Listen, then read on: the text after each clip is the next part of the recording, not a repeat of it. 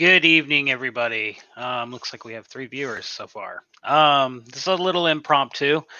Tonight we have with us Admiral Kim Donahoe and Brigadier General Jeremy Karsten, Region 3, RC. Um, Part of the reason we did this today was to talk about an idol that we all have of some sorts, and that would be RCS. For a lot of us, he's done in a short time. He's done quite a bit with a number of different things, and he's kind of going through a tough spot. I heard from him yesterday that he had woke up to his car's tires being slashed. He had just got that car, so all four tires slashed in the sidewall, I believe. And his insurance, like any insurance company, will cover it, but they want a deductible more than the cost of just buying tires. Oh, So, what I was going to do tonight is kind of a little bit of a fundraiser.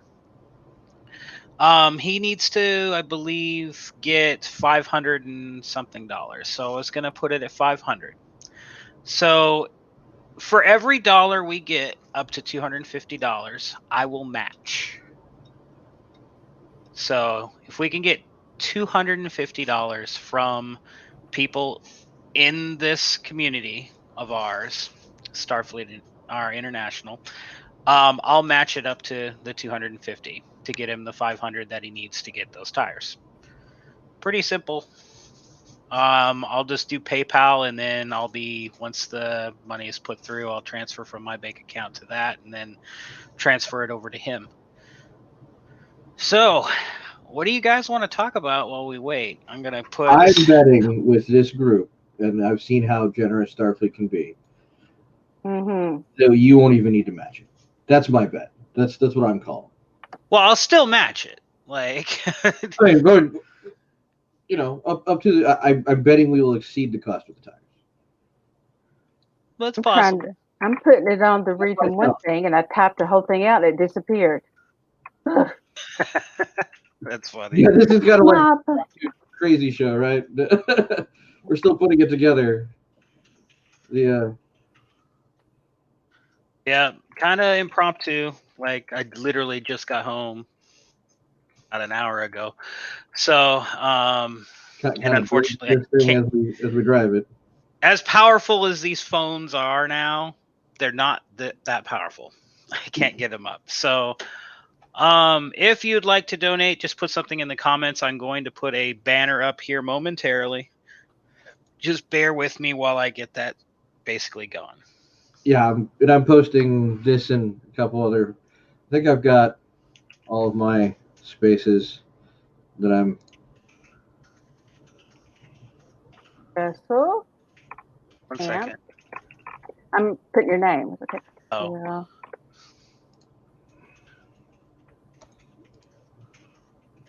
I'm trying to.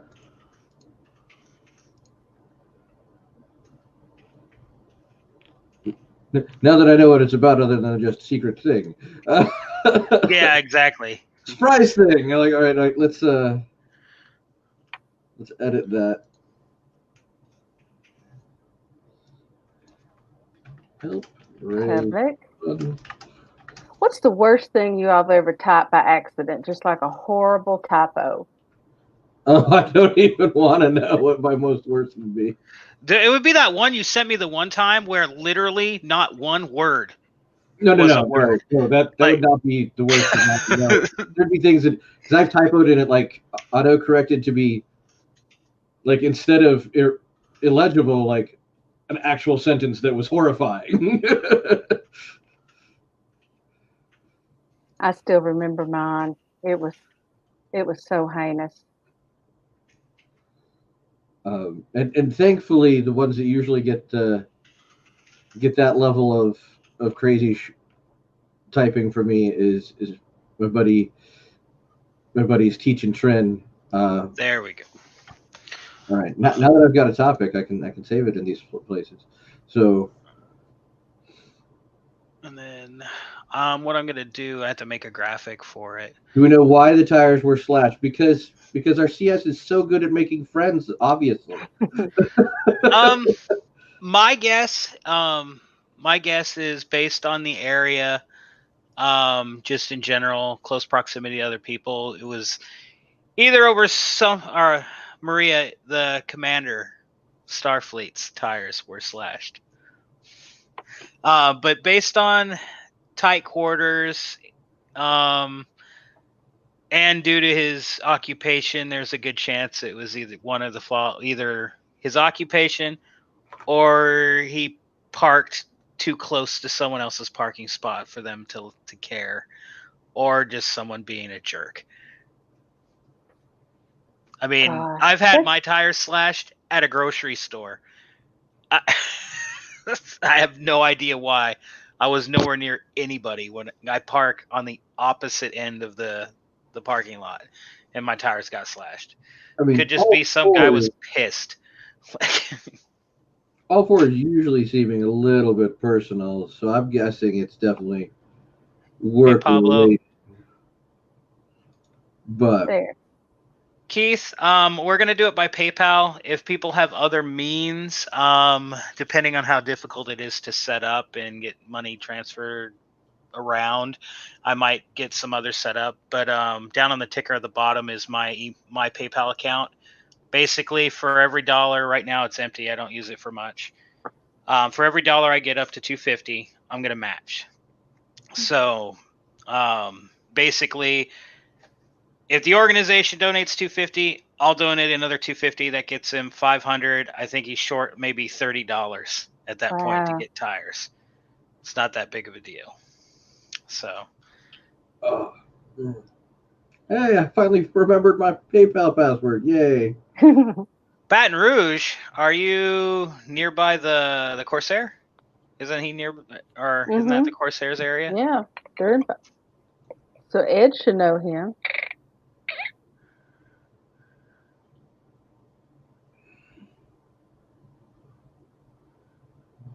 So what we're talking about tonight is the Commander Starfleet, Steve Parmley, woke up last night, unfortunately, or woke up yesterday morning, I should say, to all 4 of his tires being slashed. And his insurance, well, like any insurance company, will cover it, but they want $1,000 to cover it for $500 and something worth of tires. That's crazy. I've run into that. I had a windshield crack and break. Yeah. And I have a Chevy High Country, so it's not a cheap windshield, but they wanted $1,000 deductible to replace a $460 windshield. I was just like, why? Like, you're not even paying that much, but I got to pay you that much? Oh, and you're going to raise my premium. Thanks. Round ones? Yeah, yeah. The rubber kind? The rubbery kind? Black. I'm pretty sure he has a car. I'm pretty sure he has a car now, instead of a truck. I could be wrong. So, I don't know, Kimberly. Maybe we get him the white walls. Make sure he's styling, old retro. Knowing him, he drives a Crown Vic or something. Yeah, Pablo. The deductible they want is $1,000. They pretty much. Probably his insurance policy just has a standard deductible, $1,000 for everything: transmission and engine, a light bulb, a bumper, a windshield. It doesn't matter what it is. If you do a claim, there's $1,000 you have to pay before they pay anything. Yeah. And racket. Yeah, and it's most of the time those deductibles are so you can actually afford the insurance, because insurance has been going up ridiculously in the last however long. Well, Star Trek news, that's kind of what we're going to be talking about during it. So I've heard a couple little rumors from some people, including one who is actually going to be filming on Picard season 3, that we will see a recurring character in Discovery season 3. That has not been on Discovery. Oh. Oh, interesting. Yeah, it's somewhat. If you think about it a little bit more in depthly, you can probably figure it out. More or less, basically what it is in the trailer they show them going to what appears to be Trill and the symbiont caves. So we're probably going to see a Trill Somebody's come getting back a into the slug. fold. Huh? Somebody's getting a slug. My thought was just maybe not somebody gets a slug, maybe the Dax symbiont itself, or maybe the Odan symbiont, which would be a different kind of a curved twist. Mm-hmm. But I saw an article tonight about that actually, and they showed somebody in the Trill pool. Did you see that one? Yeah, it shows Burnham. It's from the trailer. Somehow missed that one. My feed was full of some other casting choices for Discovery. Yeah, and then also, like Jim points out right here, they just put 2 new characters into the what do you call it, into the cast. Doesn't say who what they're going to be as far as what depth of their character, but they're both non-binary characters. Is what we've been told. One's transgendered. Well, yes, we don't know if they're both transgender and non-binary. I guess that wouldn't work. So one's transgender, one non-binary. I know the headline on StarTrek.com is weird. The one that's transgendered is non-binary in real life. Yes. And he's the first Asian actor that's transgender to be on TV. Oh, okay. If that's correct. The other thing, Joe, to mention, yes, Dax was around during the Discovery era and before it, but Discovery fast forwarded nearly a millennium. They're in like the year 3190 or 3150 or something along those lines. And we know Dax was around when McCoy was young, before he became a doctor too. Oh yeah, because it was in, I believe, Dax's second generation where she met, at the time, I think it was Emily Dax, met him. He was a judge at a gymnastics competition that she was attending. Right, and it was in Trials and Tribulations that she said, "Oh, I always knew he'd be a doctor. He had the hands of a surgeon." Yes.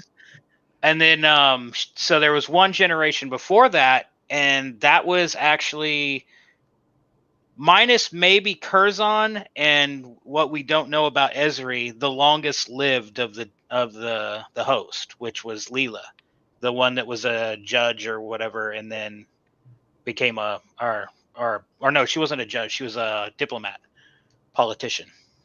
Leela was like the Emery or whatever the hell was the. Emily was the, if I recall, Emily was the gymnast. Leela. Oh, no, it wasn't Leela. It's been too long. Yeah. I used to know them all. Back in the day. Yeah, let me look. The things that I used to have memorized and then I had to like learn work stuff. Yeah, I know, right? This stupid real life stuff just always gets in the way. I know. I like that episode of Deep Space Nine. That they had to divide them all up. Oh, yeah. Oh, yeah. And Odo playing Crazy Curzon? Yeah, and Quark was a mom.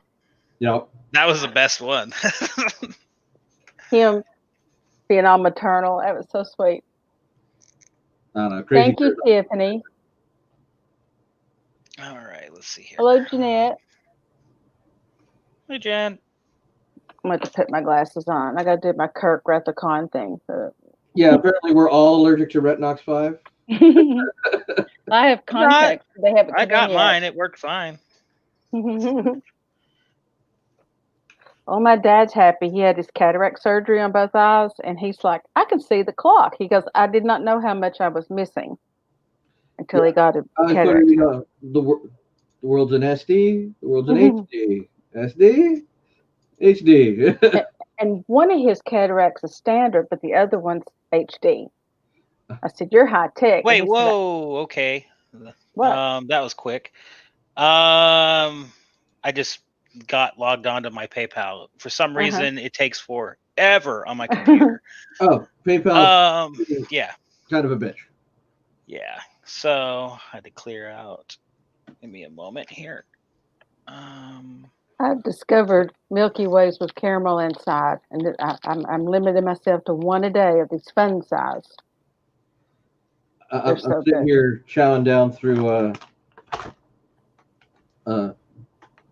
black licorice like it's my job because my guts decided it's going to tear itself in two today. I think I've got a trill trying to escape.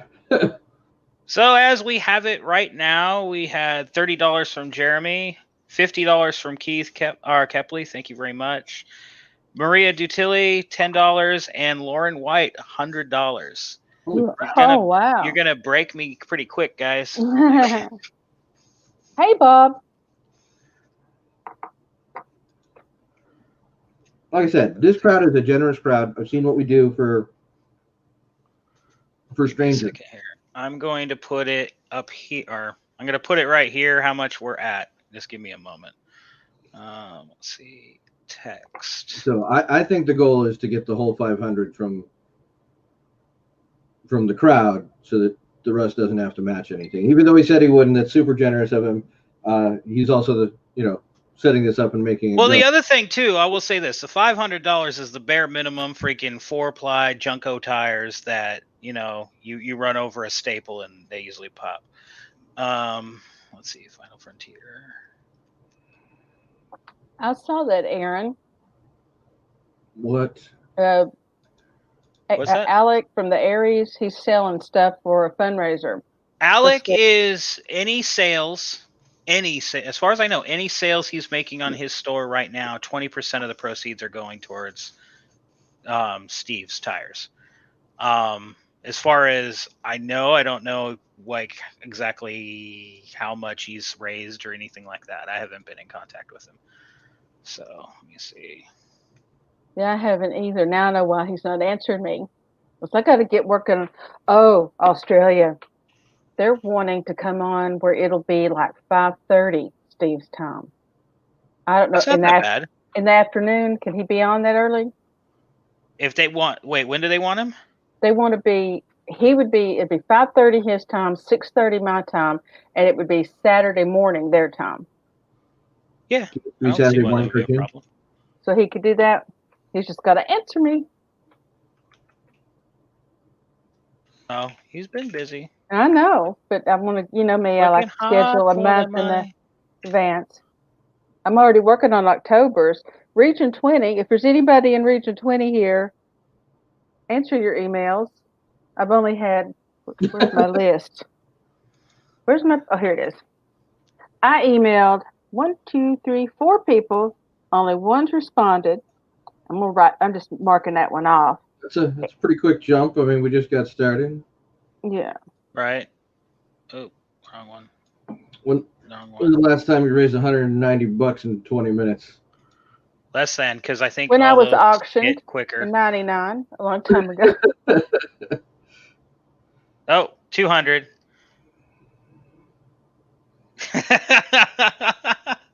One second, I gotta put that one up.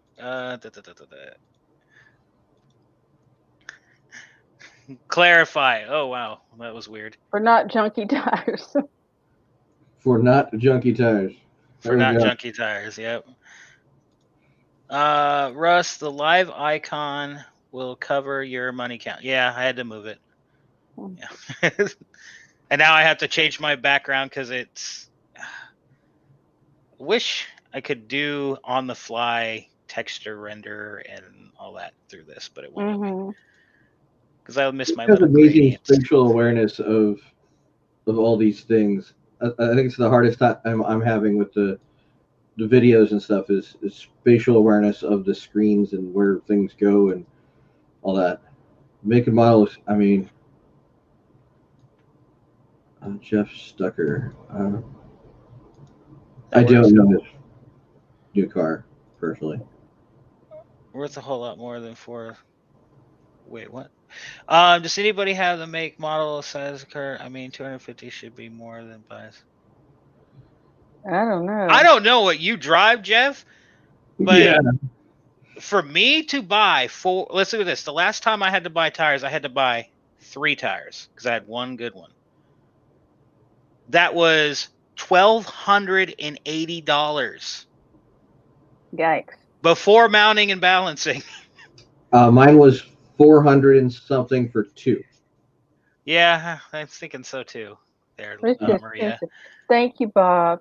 Bob corrupted me when I got auctioned that time. He gave me Romulan ale, and I thought it was just pretend. You know, Oh, I didn't know he nice. had alcohol in it, and I'm getting ready to go up on stage. He goes, "Here, drink this. You'll relax." So it was good. So you'll relax. That's I that thought it sounds was like just. I just thought it was like blue Kool-Aid, you know, and it made it up for fun. It was my first IC, and that was so much fun. Yeah, my first IC that I was drinking the something green and no one told me there was tequila in it. Like, I'm all about alcohol, but tequila and I don't get along. Then I was in a tequila challenge contest with like 3 generals, and it was my first IC. Yeah. Rough morning. that color sucks. Yeah. But yeah. Politely. Check There the we private go. message, please. Oh, sorry. I got It's like 3 okay. screens I'm working I on. know. That's fine. I was. Yeah, go ahead.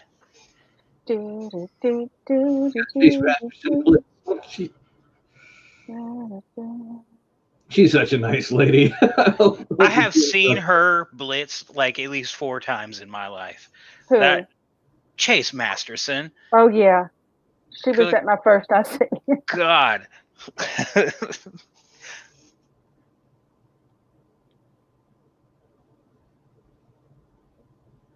Yeah.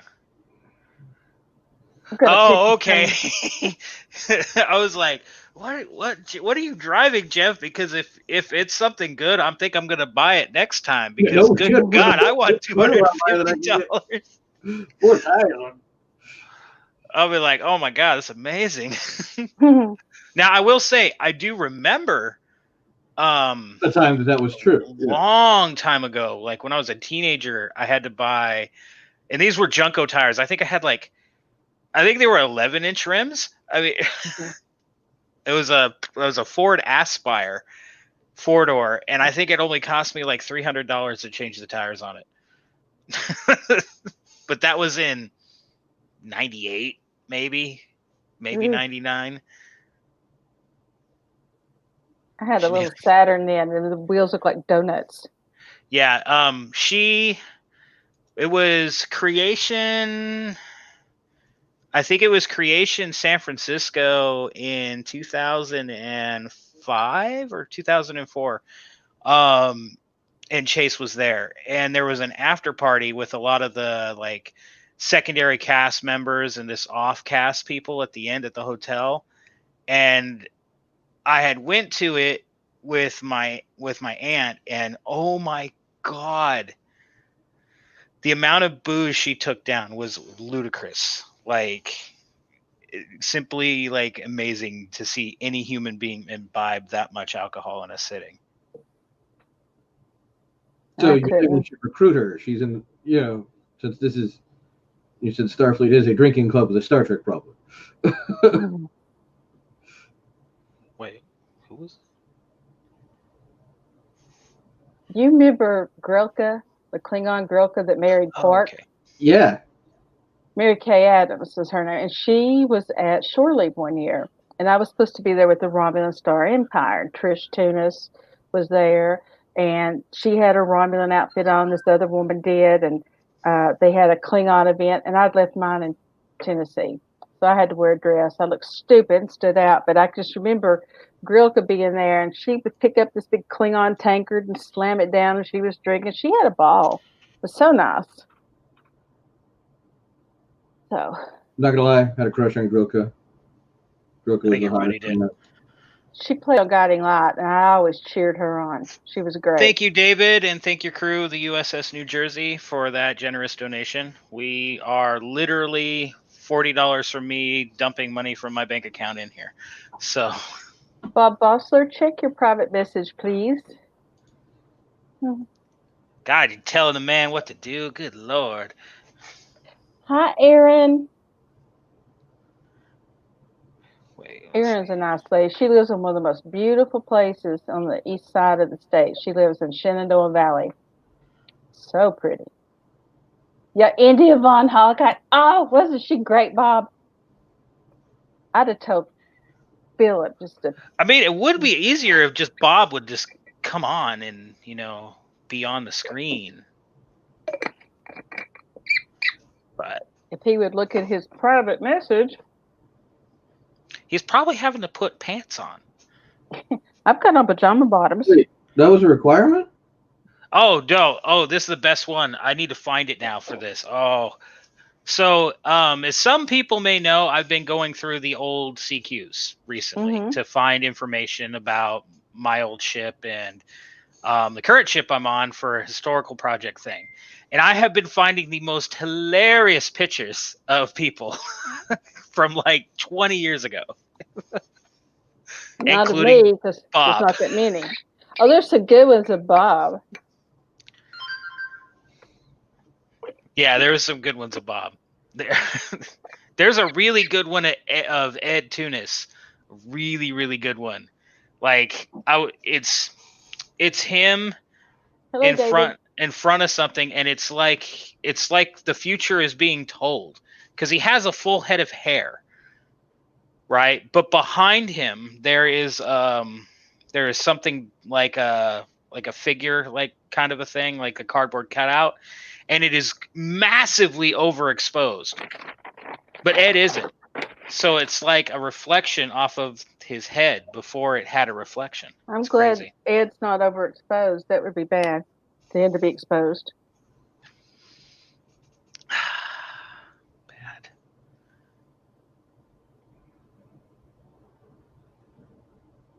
Ooh. It's hard to write backwards. Yeah, I can definitely feel you there, Jeff. Like, definitely don't put yourself in a bind. Did it come out right? Bob, it looks backwards to me. Yay, it's backwards. I wrote it backwards. I thought I would have to do that. No. Well, it bled through, so I could just do it this way. And to everybody who just joined, there's a ticker at the bottom. We're on tonight. We're just kind of talking about Star Trek.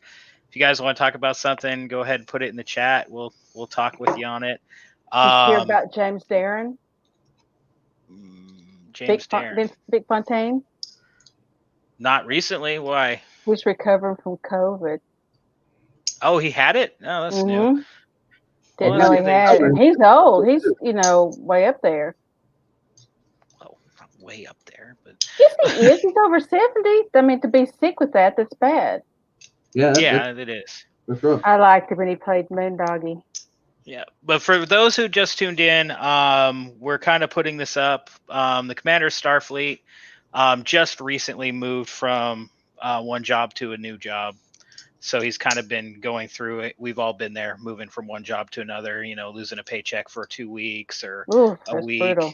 Waiting on a hold, stuff like that. And he woke up yesterday morning to all 4 of his tires being slashed where it was parked. So he's contacted his insurance. The insurance are like, yeah, we'll do it. We'll replace your tires, but you got to pay us $1,000 for the deductible. But it's a passenger car, so it's not going to be $1,000 for new tires. Yeah. I mean, short of him getting tires that have like a band of gold in them or something, I don't see them being that expensive unless it was a huge truck like mine. James Darren is 84, by the way. I just checked. That's not that old. It's older than lived to like 100 and something. I know, but to have COVID, but what I'm doing is we're up to $210 at my last check. I'm about to refresh it. If we hit 250, I'm going to match it dollar for dollar, making it 500. We'll continue taking donations after that, but that pretty much gets him close to what he needs to. Russell, have you watched the Lower Decks yet? Have you caught up so we can talk about it?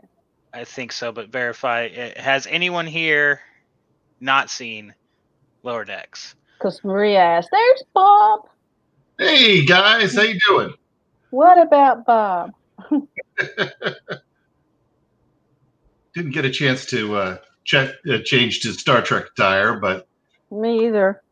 Emily and I just got in from our sumptuous dining experience at White Castle because we both had White Castle. Oh yeah, food of the I gods. want White Castle. I want can't White eat there. Castle. We don't have them here anyway, so it doesn't matter. And one of those cheesecakes on a stick. You know, we Oh, cheesecake on a stick. Yeah. That sounds good. All right, give me a moment here. So refreshed. So as of current, we are up to 295. We had a $75 donation from the USS White Eagle. Thank you very much for that, you guys. And a $10 donation from Jason Davis on the Masamune. So I'm going to move my money over in there now. Give me a moment. I got to figure out, remember how to do that. It's been a while. Aaron, going back to yours, we talked about Trills on Discovery before you got on. So Yeah, we think there's going to be something to do because we're in the trailers and steals. Create a money pool? No. So we're wondering if it's kind of going to be a character we might have seen Add before. money. There we go. And then we tried listing all of Dax's hosts, and we were pretty terrible at it. I'm reading a good book right now. It's a Discovery book with who was the captain that died, and then she was the Empress, Captain Philippa Giorgio. Yeah, she's in it, and Lorca, and she's on her way there, and Lorca's on the planet. He was working at a Starfleet outpost when Kodos, the Executioner, killed all those colonists in the original series when Kirk was a teenager. So that's when the book takes place.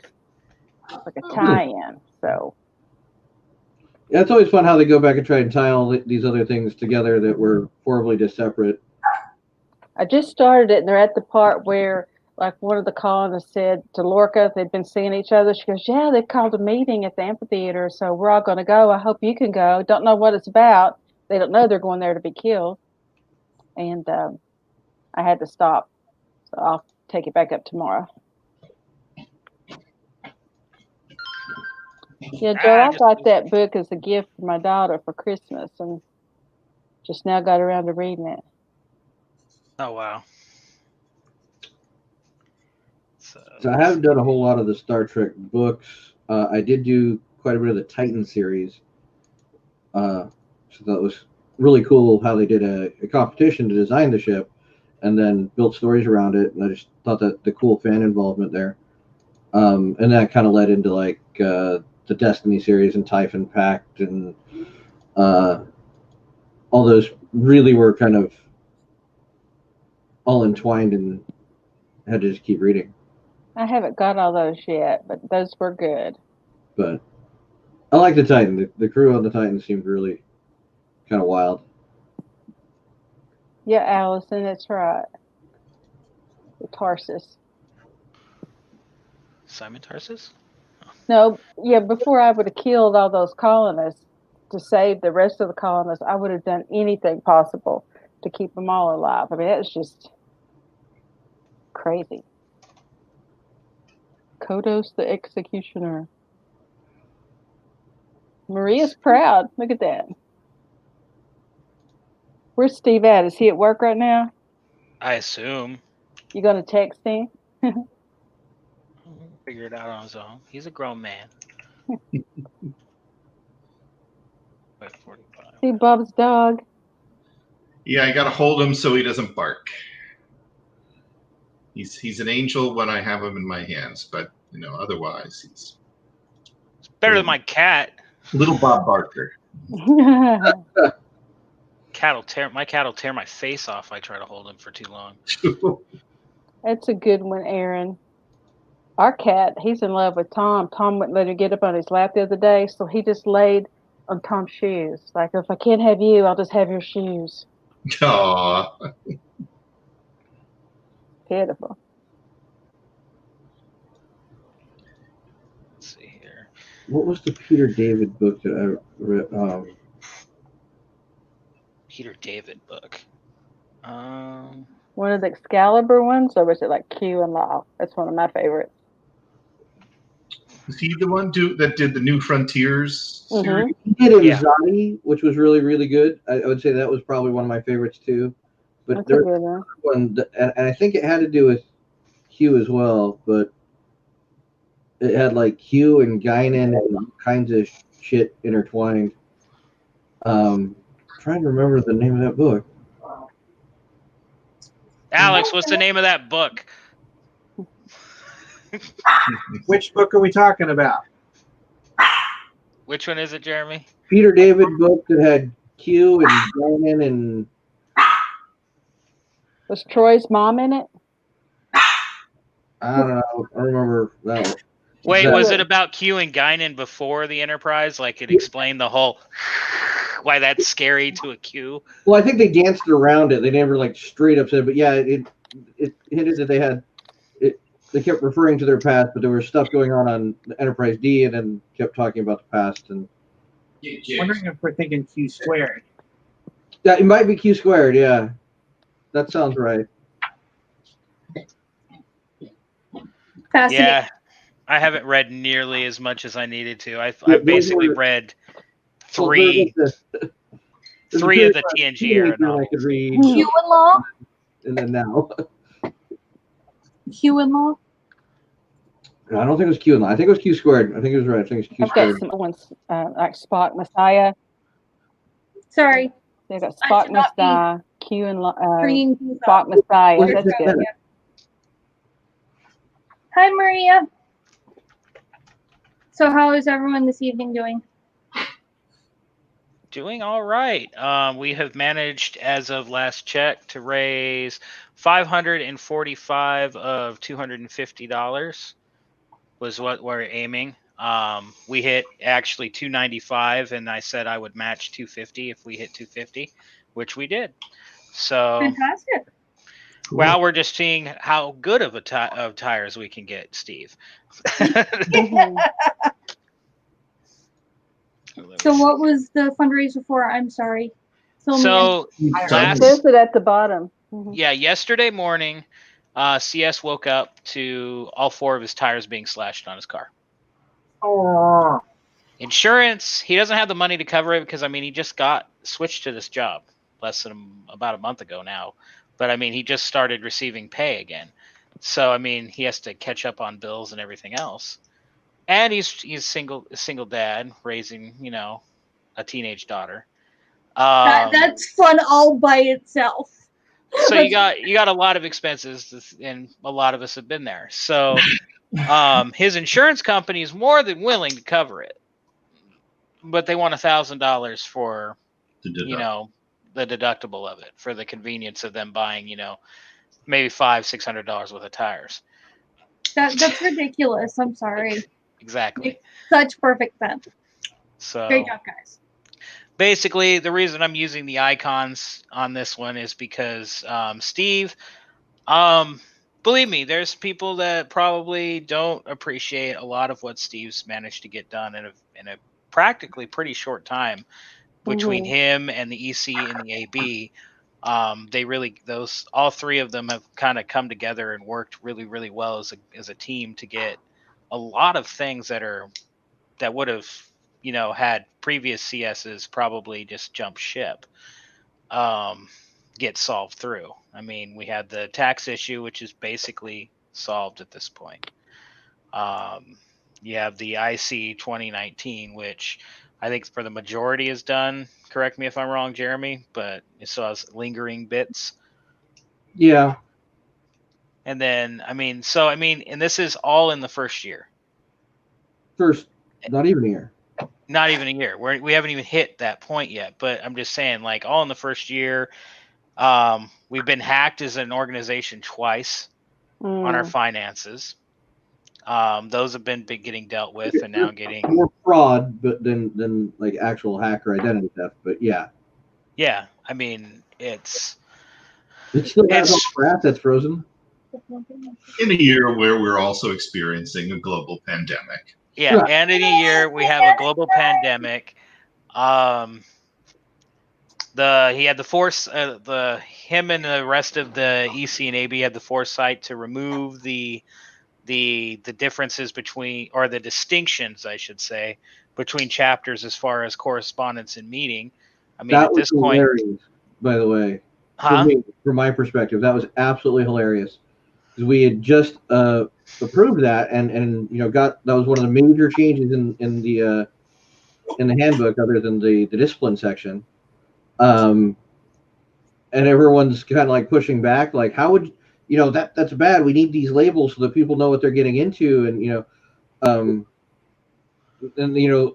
the correspondence chapters were kind of like the most upset about it. They wanted that, some of them wanted that distinction. And then COVID hits, and I'm like, sorry, kids, we're all COVID chapters now. Yeah. or correspondence. Yeah. And trying to explain to people when they ask me, what kind of chapter are you? I'm going, we're this weird kind of hybrid. But everybody's been a hybrid for years now. Yeah. Every chapter Kind of on the down low. They just didn't say nothing about it. Technology, they've got members spread across the world. No matter if we're a meeting chapter. It's just, and I thought it was really cool. Some of the correspondence chapters that had already been vested in telecommunications and video presences and things like that were sharing their knowledge with the other chapters, and so it was kind of cool seeing that play out. And the former meeting chapters get spun up to where they can all see each other's faces again. Yeah. I know some of the members of our chapter are looking forward to meeting again because they have no idea how to join Skype, join Zoom, or whatever else. And I have tried to again and again explain, and one of our members just tries to say, I don't know, I'm stupid. And I'm just like, yeah, there's a couple people that are technologically disinclined, and we've been fighting through that. And I tried to tell him, okay, we're on Zoom, so you can call in. You know how to make a phone call. And he's like, yeah. Yeah, we got a couple of those. I think, though, that we'll see some interesting things after the pandemic, because from some of the skills that we've learned, like video conferences for like the academy, like courses, like instead of the handbook, and I don't mean replacing anything, but I mean in addition to, just think of the creative possibilities of conducting a Starfleet Academy course, through Zoom, and having an actual lecture, put on the uniform, use the backdrop, that could be cool. I love this, what we're doing right now. It was exactly this too. Yeah, we've got the immediate. I found out about it about 30 minutes before it happened. Russ hit me. It was like, hey, want to be on? I'm like, okay. Well, me and my 7-Up will be there. But we were talking about the Mary Kay Adams, and I was too excited about that to see that Kimmy had actually sent me a message. She's a translator now. She kind of went out of acting. oh, And wow. a few years ago, she went into a whole different line of work. I think she was in New York. I'm not sure, but she's wonderful. She really is. Which Mary were you Mary Kay Adams, also known as Grilka, but long before she was Grilka, she was India von Holkein on Guiding Light. And I had interviewed her at a little collectible show in Bordentown, New Jersey, and she is just the sweetest thing. And her family lived in Brick, New Jersey for a while, and before that, she was somewhere up in North Jersey. Nice. Okay. But I was in a bridal store and pulled out this gown, and it was like this big bronze thing, and they were going to have, what was it, the Springfield Ball there on Guiding Light. And I pulled the dress out. I said, this looks like India's dress. And this woman who was 2 rows over, she said, India von Holkein? I said, yes. So she watched it too, but we were laughing because it was a hideous dress. And Kim, you look Yes. fabulous, by the way. Thank you. All right, so I've I'm been gonna up put up before, a. but they- I'm gonna put up a stretch goal for everybody here. 1 second. what? Uh-oh. So for those familiar with Kickstarter, we're gonna do a stretch goal. If we can hit, we are now at 545 with my $250 donation. If we get up to $750, so that's basically another, 200 and some odd dollars. Basically, if we hit that, I will, on my own dime, not from the proceeds of this, I will make a raffle. Each person will get one entry for each dollar they donated, minus me because I don't need another one. And I will buy you one of these and send it to you. So, Wow. I want one. and if you already have it, you can get it for someone in your crew that maybe can't really afford a uniform. But just think, you have the potential of getting a uniform, and you're helping somebody that I believe we all care about here to, get back on their feet. Russell, put us down for 20. Can you do PayPal? Yes. Down at the bottom, email address. Harvey, will you do that, please? We have to care about him too. Oh man, it's so hard. Man. It's so hard to care about people. So Oh, I care about people. I was talking about Steve. tisk Yeah, tisk. he knows. So those are the ones with the deltas on the yoke, right, Russ? What's that? The That's the uniform? ones with the. I'll show you it real quick. So I just got mine in. The blue ones, of course, apparently look amazing. Like anything they do with that blue looks That stinking blue, man, it is good hot, amazing. man. So I have That's all. Lego science. The address, the email address. It's Where- on the bottom there. Yeah, it's moving so fast that I'm having trouble. Servius 1983. It's my email. It's Russell's email. Don't you have his email? I don't know if Alex does or not. Do you? honey? You should have it since you Yeah. work for him. He doesn't hardly ever email me. There you go, Oh, Sarah. you don't It's in the email him a private. report? Probably in your email list, Sarah. It's in the private chat. Okay. So give me a second here. Let me figure. Jeremy, did you ever figure out how to disable this thing? What? The freaking screen thing. Yeah, you just go back to original. Original. Yeah, it's above all the backgrounds. There's original and remove. Aha! Thank you. I just remember you were having problems so. Just as an example, I have these two on hangers already. So as you can see, So I'll put myself up. your yellow deltas look better than my yellow deltas. I don't know. I guess I they just are. got my, oh no, I guess so. Yours are like a little They have darker. little deltas in them. How cute. Yeah, they're a little darker. That's the red and the yellow. We're Delta. I'll get the it shows. blue out real quick. You've got a blue one? Yeah, remember they sent me one by accident, and this is Gracie's. Oh, that's right. And if Gracie's on and seeing this, she gets to see her uniform that as soon as we get back together, she can get it from me. Here's the blue one. Yeah, the The blue, blue ones are bloody gorgeous. Awesome. That is beautiful. So, That's exquisite. only problem is I hate sciences on Star Trek. So, I hate. Russell! How do you Ow, Sarah, don't yell. It's just the color, the one color I don't want. It's like, no, Which is I'm what, like, blue is engineering. actually my favorite color, but yeah, all those things that I would be drawn to in Star Trek are different colors. But my thought is, those ships, especially like the Enterprise D, should have just been swarming with blue shirts. Or ops. More ops. You always can use more You ever ops. look at like all of the deck plans for the Enterprise D? There are so many science labs. I'm like, Yeah, you it's only have mostly so many- science labs. You only have so many ops guys that run the ship, and pilots for the shuttles and things like so only so many engineers and security. That ship should have been just chock full of blue. Got it on screen. It had Right. like 4 med bays, you know, science stations every time you know, any door you go through. Give me a second here. That works. I look terrible in that color. I would never be in operation. Yeah, I don't look good in that color either.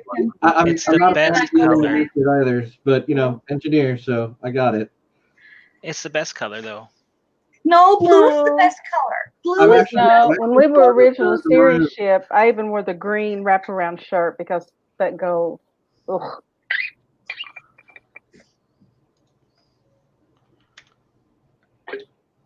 Most all of my stuff was the maroon, especially for DS9 era, and then my first Picard stuff. And my 2385s are red.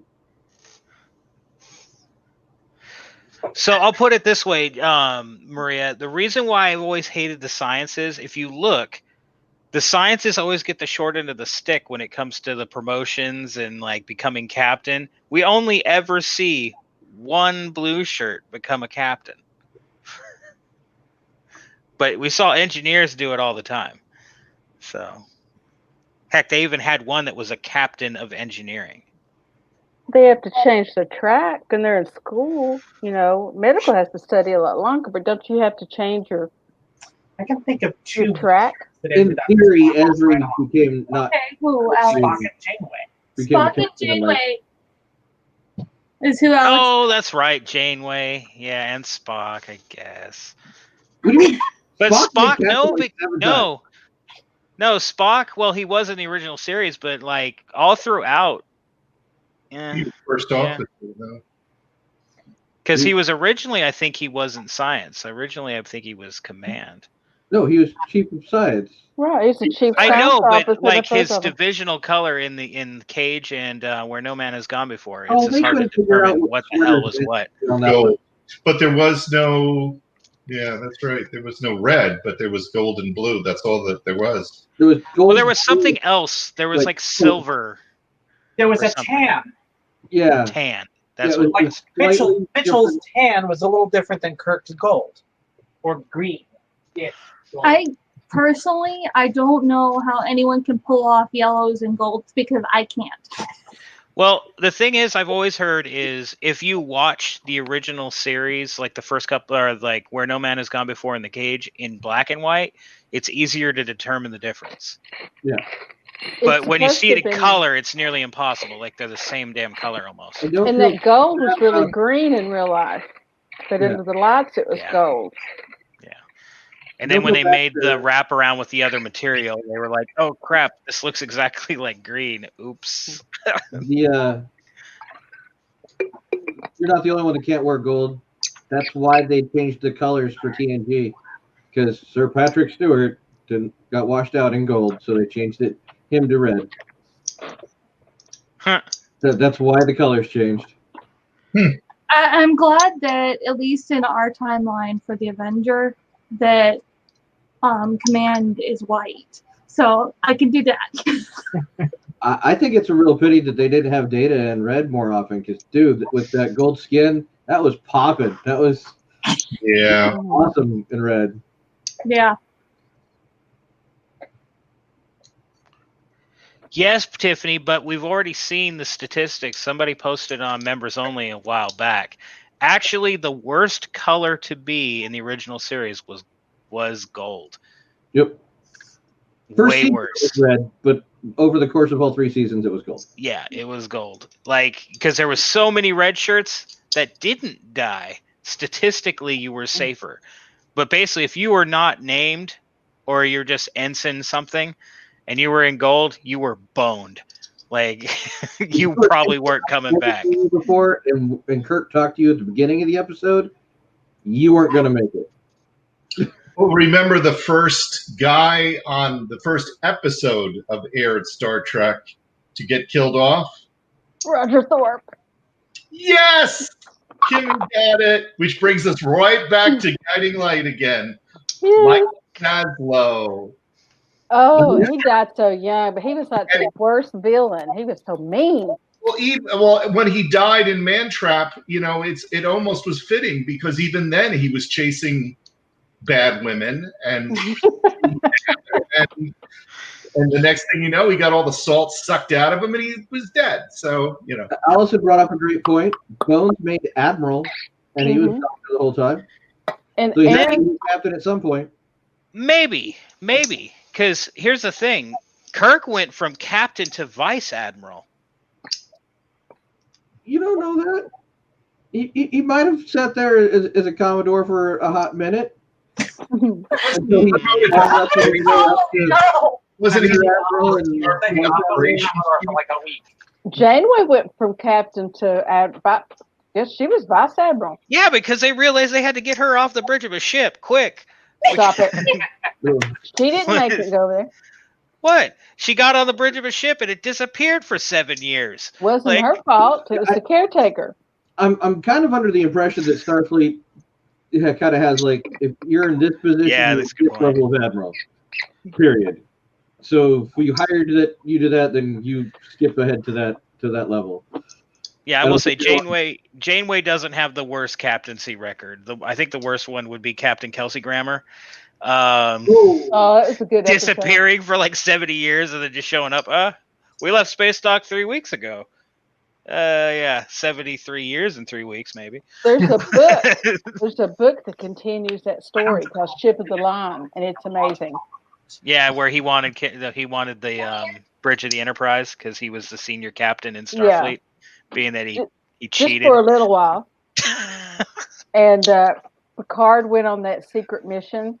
Nope. Commodore as a rank. I'm wearing one. Wait, did somebody just say that Commodore wasn't a rank somewhere? No, they said by the movie era that Commodore got dropped, or maybe by TNG movie era. I don't know, but we have it again in Picard. We have it's throughout. We didn't see Commodores. That's all. We just didn't see them. We didn't see them, but they were around, and then Commodore Ross. So it's just what it is. We one saw of the things a couple of people clearly wearing Commodore's insignias. They were just never verbally identified as such. Right. They were picking a box. I got the last roll off of Roddenberry. Roddenberry.com. Yeah.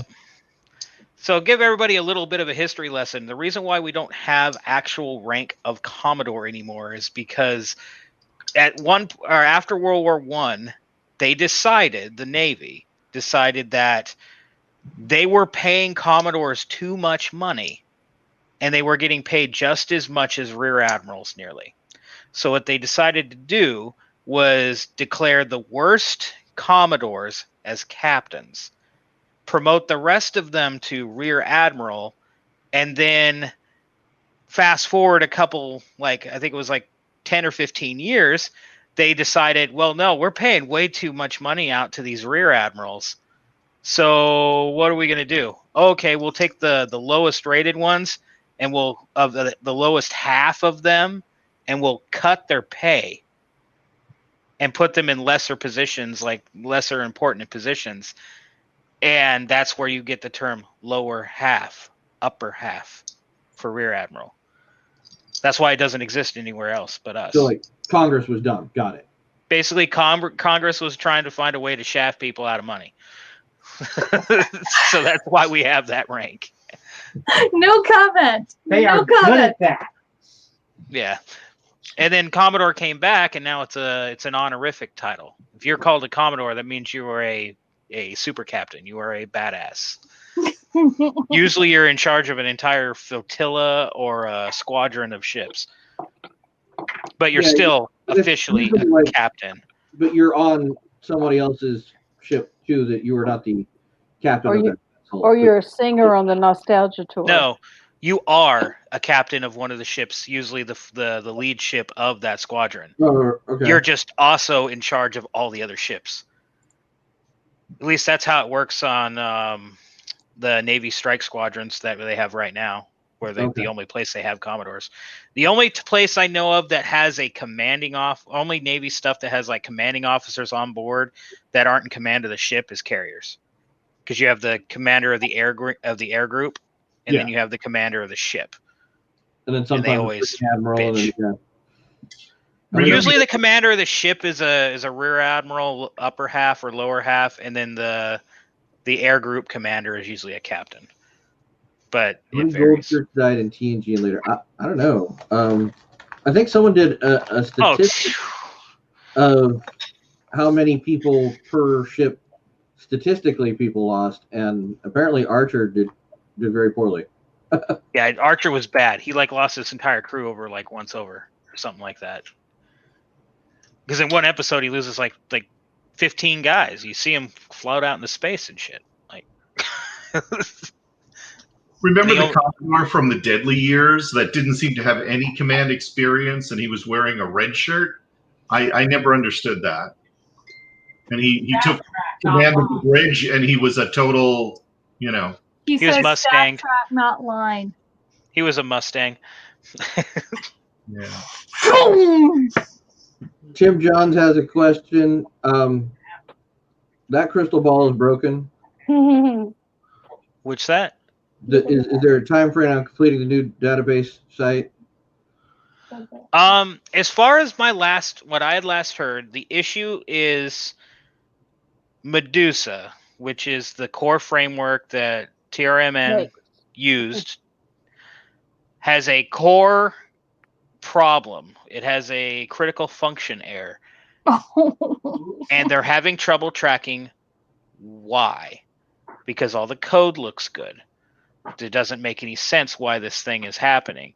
They've rewritten this line of code probably 1,000 times by now, and it just keeps propping up. And I don't know exactly what it pertains to, but apparently the only thing I do know is it pertains to one of our modules, one of our critical needs. So Yeah, there's a lot of change in the way that Starfleet does our business versus how Medusa was coded for TRMN and how they do business. Like our permission sets are completely freaking different. How we do awards is entirely opposite. Yeah, I can imagine that there's a lot that ours would just like make it go, wait, what? It's completely opposite how it was built. Yeah, because a lot of their stuff is you as the to put it into context. If I recall from what I was hearing as far as how TRMN works on their database, you say when you think you've earned an award, and then they authorize it whether or not you have. No, correct? Not so true. So okay, there are announcements that go out that you have earned the award, and everything's based on these announcements. Often they're published in the form of orders and flowery language and shit like that. And everything has to be posted. You can post it anywhere in the world, but it's not official unless you post it on their forums in the specific places. Once you've heard that you have, and then usually they'll, it's an all volunteer organization like us. Eventually you get a cert, shows up in your email. But more importantly, just, like for me, I just go I am a member of TRMN. I'll just go bookmark those announcements for my own edification. And then I log into Medusa, and they've got like the ribbon rack builder like the SFMC has. mm-hmm. And you just click the ones that you have. That automatically puts any points that those awards are in, and it's the honor system. And they put a caption at the bottom like, to the best of your knowledge, you've put this in correctly, and you're not, putting yourself in for awards that you don't actually have. Because if people catch you doing that, then you get in trouble. But so you just go pick your own awards in the database, and then that it does do a ribbon rack build, and then that's what shows up when you log in too. So your rack's built and all that kind of stuff. It's pretty cool, but it's like the honor system of awards, But yeah, they fall back on the official announcements are on the forums, not the. Gotcha. What they So do you have have to be that paying I'm attention really to the looking forward to is like notes of where you've been and what you've done. Because right now in our database, it just shows what you are currently, like your CO, your XO, your whatever. There's a spot in there that in the TRMN one that it's like these are the posts you've had as long as that database has been in existence. There's certainly I've had posts older than that, but right now it's kind of cool. So there's you can actually track your career theoretically. At least new kids will be able to. And I think that'll be a cool feature. I know my career because it exists here, but yeah. Yeah, and I mean, yeah, Starfleet's gone through so many different things, and that's never really been a critical thing until we start looking, get a little older and nostalgic, looking back, like, oh, what all did we do? And or someone passes, and you're looking at, what was their history, and we don't really have it documented well. So I don't think we answered Tim's question other than we don't know. But hopefully it'll be cool when it gets here.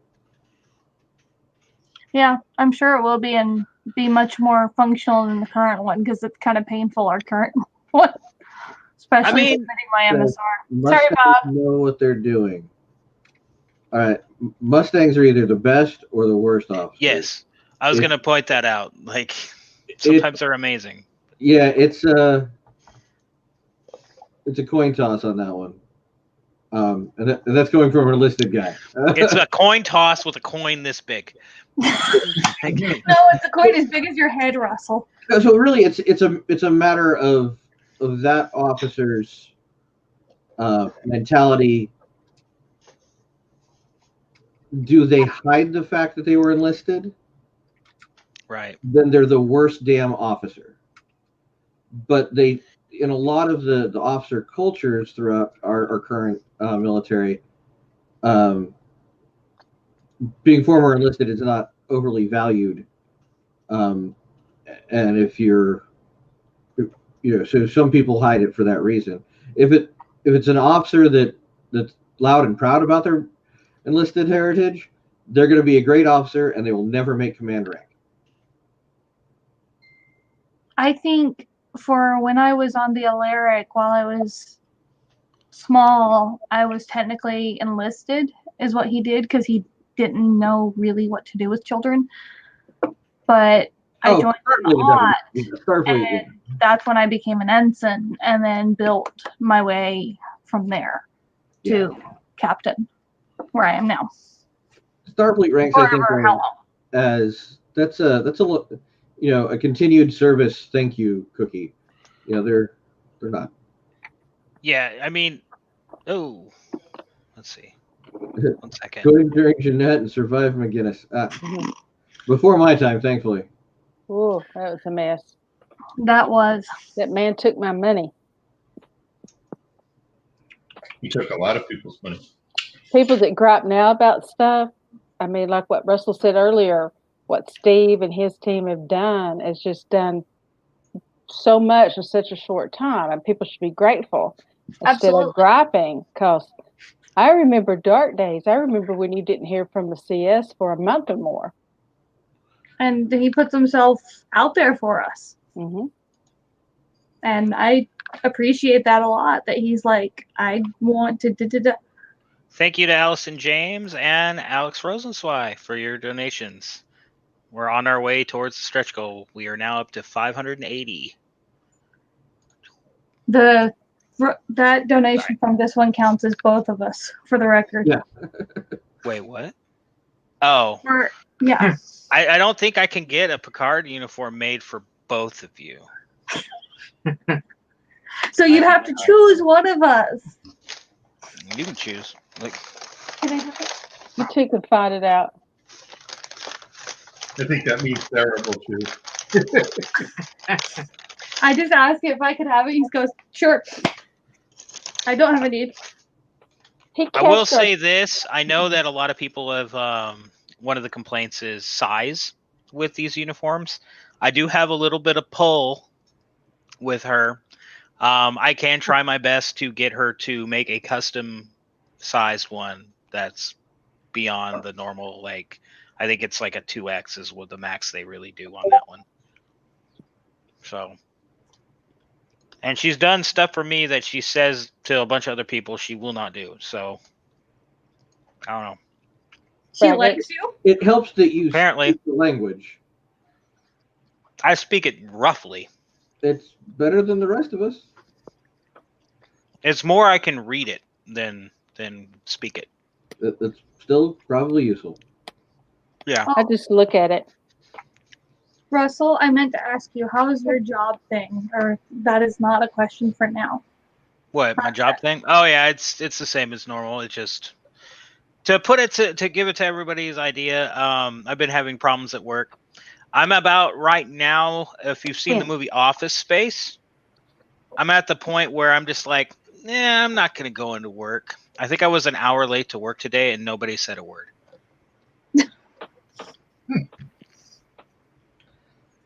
Yeah. But I'm salary. I'm underappreciated. And to put it succinctly, I'm mission critical on that job. So they can't afford to lose me. And finding road surveyors in Texas that are willing to work for the amount of money I do and put in the hours I do, they just won't do it. So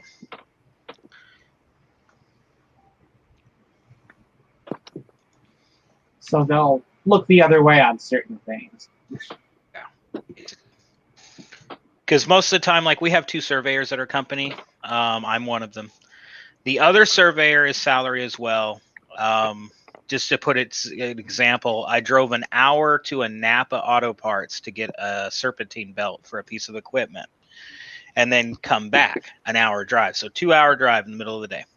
As I was driving, it was about 11:30 in the morning. The other surveyor from the other job was driving home. And he gets salaried for 60 hours a week. Wow. So I stay on my job generally and do other things to kind of fill my time. The other guy, if there's nothing for him to do, he just leaves. Like, at least I'll stay on the job and sit around and wait for something to maybe happen that needs me. But oh, Russell, you'll appreciate this on some level. So Monday, it was a little bit after 10 o'clock, and suddenly the air conditioner cuts off, the things in the bedroom power cuts off, I hear from out here. And basically, someone had been out up the road a little bit working on the water line leak and cut the water or the main power. wait, they're working on a water line? Yes. And they cut the power? Yes. Oh, that's a lot of codes that are jacked up right there. Yeah. They had dug a big hole in the street to get to the water line. Because ours and we have, this has actually saved our butts on a few occasions. But we have our electrical power that also runs below surface.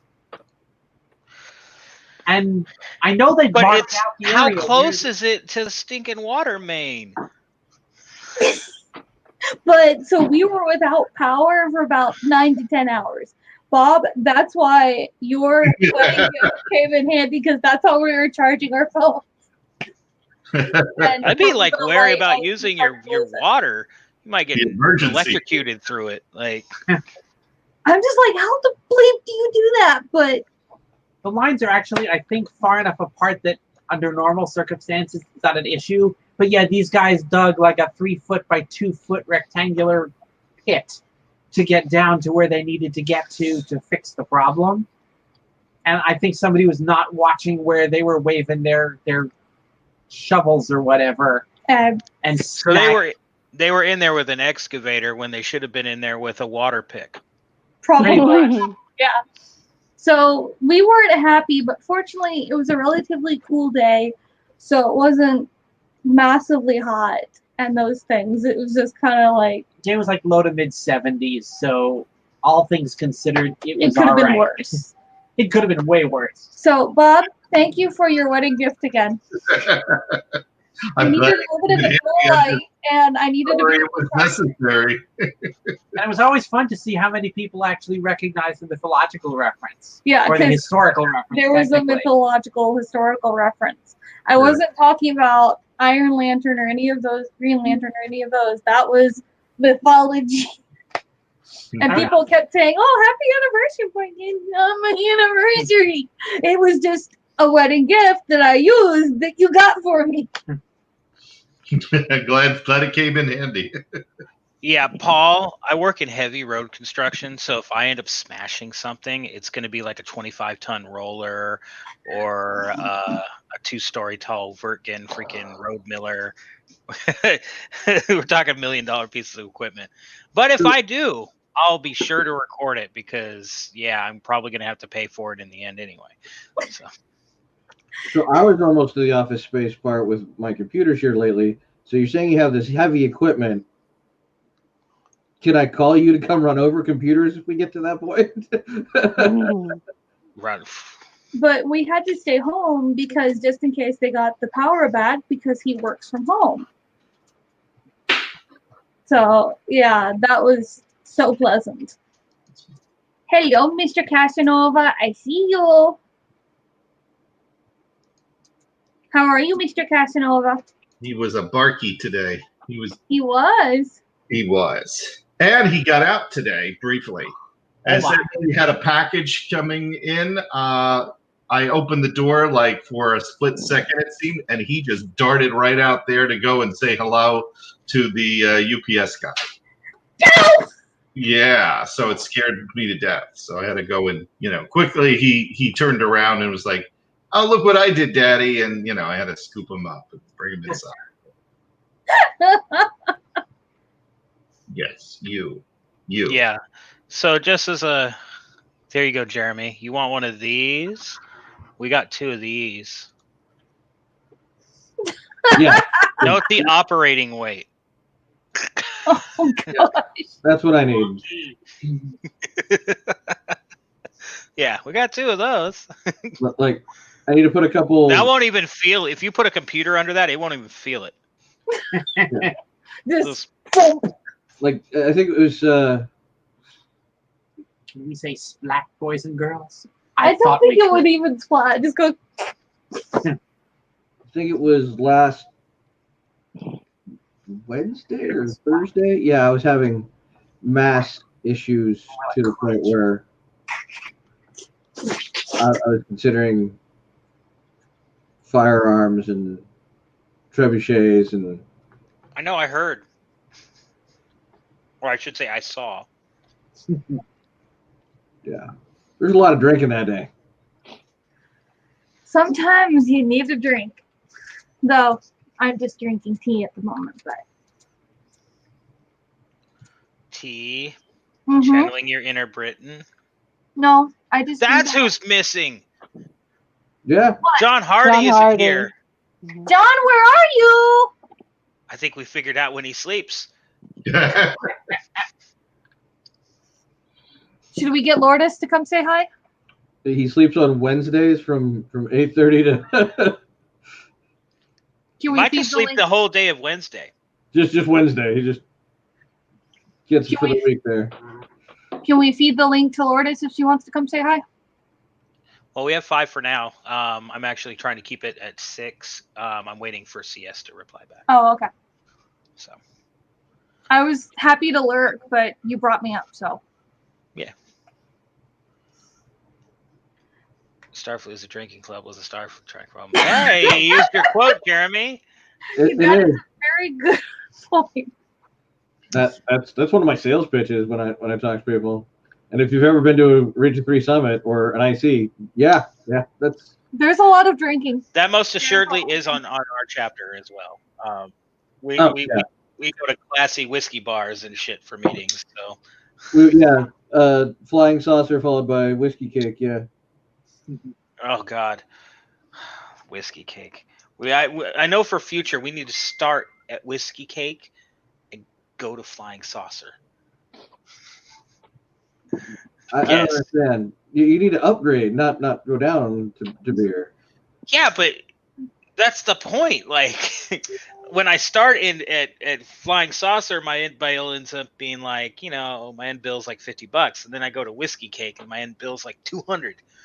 Yeah. Come on. Yeah, the problem is I never want to leave whiskey cake. There's the issue because so before COVID, they had what they called the Bible, and it was this leather-bound, gorgeous book with all of the whiskeys that they offered. organized by style and origin. So there were like 4 pages of bourbons, 2 pages of ryes, several pages of scotch. And you're talking, and it's not like a Chili's menu. It's like the wine menu at a classy Italian restaurant. So each page has like 30 things on it. Yeah, they have hundreds of whiskeys. This place hires people to go to distilleries, whiskey distilleries, and choose specific barrels that only they will sell. So they buy the whole barrel and have it bottled just for them. So they have exclusive stuff that they've sent people out to do. So I've done I've had a glass of like the Buffalo Trace whiskey cake exclusive. Oh my God, it was good. Y'all, and Maria, you are absolutely right, because most of us are Pirates of Region 7, so we know how to enjoy our drinks. Absolutely. And we eat a lot too. Yes, we do. Balance it out. Like for Challenger, it's like have buffet, will stop, Or,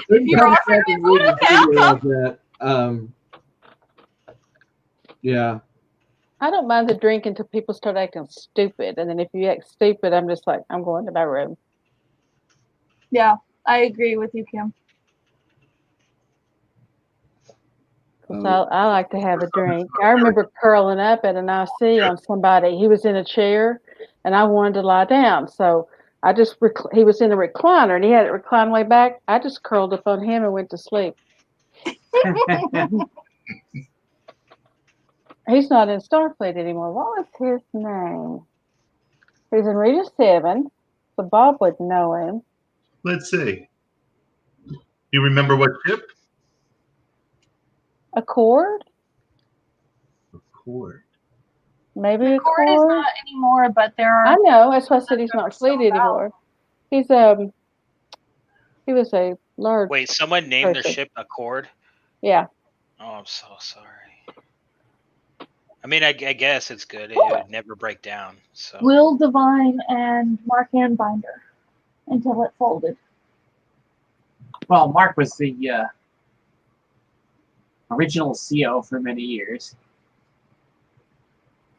And it came back.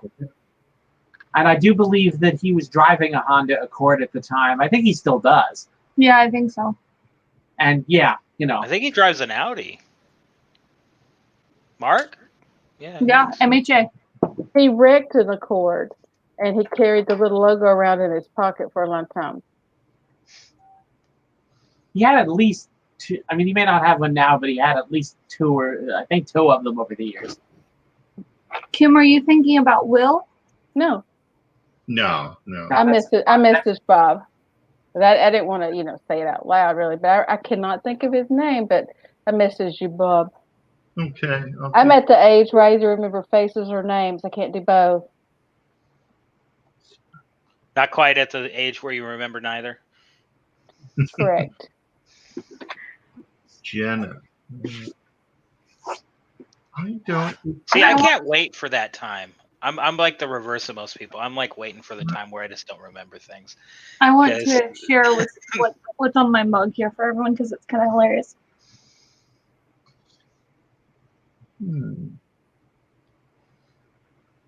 Because knitting isn't weird enough? Yes. Spinning because knitting isn't weird enough. Isn't spinning what they call when you go to the gym and ride a bike for like 2.5 hours? I make my own yarn. I spin yarn. So you're a spinster? I'm sorry? So you're a spinster? Yes. She does have a cat. I have a husband at least. So I'm not completely... Mary, okay. How do we donate? You're borrowing. No, that's because I was actually working on it, and I got moved to a different point. So I'll get it up in a moment. Let me edit this and finish it. You will. I have the link. That went right over his head. I got it. Yeah, I got it. It's late. I can do that. Hi, Mary. How are you? When when we were talking earlier about goofs people's made and text and emails and messages and stuff, I remember the worst one I ever saw was on IRC, and it was a guy. I better not say what region it is because it's a small region. Apparently, he had been sexting with somebody in a private chat room, and he had copied it to save it somewhere. And then he was typing in the main room, and he thought he had copied something else to paste it, and he pasted this whole response to a sex thing right there in IRC. And everybody just stopped. I remember that. I think I do too. I remember that. There was like a conversation going on about what was it? It was somebody complaining about something that was going on in Star Trek at the time, and then all of a sudden this post came out, like just in the middle of the conversation. It's just like huge.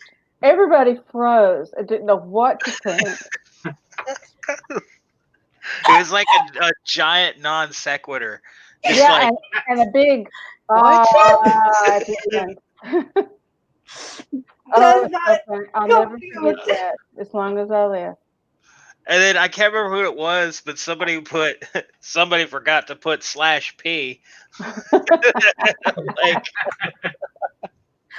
yeah. Because the other thing was that the message, it said who it was supposed to go to. Mm-hmm. Yeah, so it was just. I remember that. Oopsie. Man, I believe it is the correct address. And I said either you kill yourself or you just accept it because nobody will ever forget that. Yes, Russell, Mary, that's the correct one. Russell, what was your screen name for IRC? Oh God, if I remember it anymore. I didn't talk much on it. I just watched stuff going on.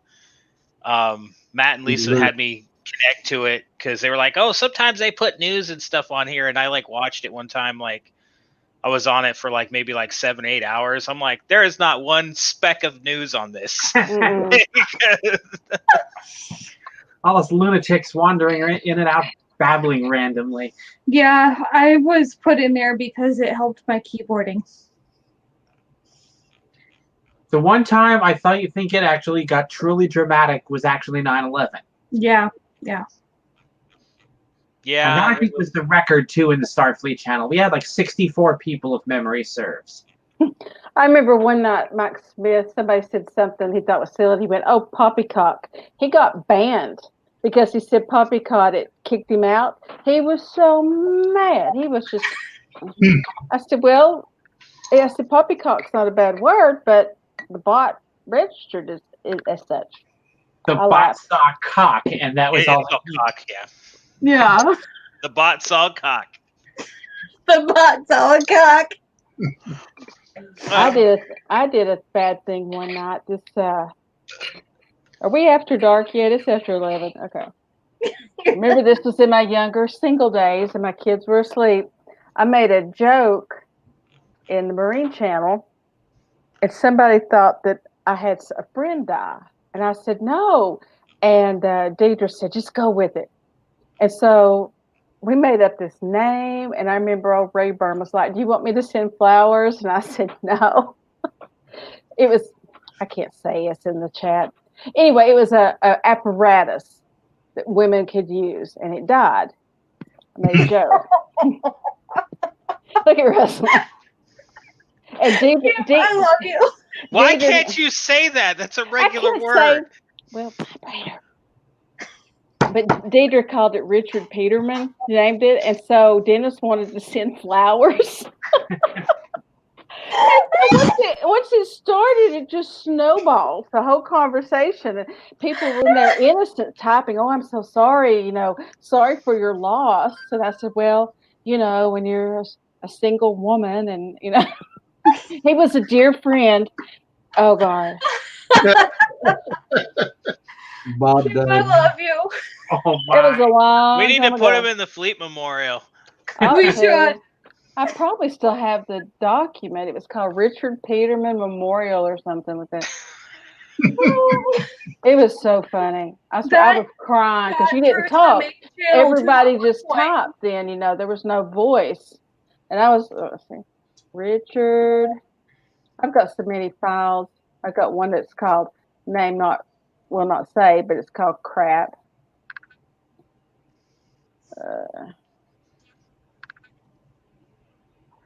Working on it. I need to clean up my computer. I've got files just everywhere. Yep, here it is. Richard Peterson Memorial. You got files everywhere. I have files everywhere. Good God. I think we all do. No. Oh, yeah. My work in progress folder has like 19 folders in it.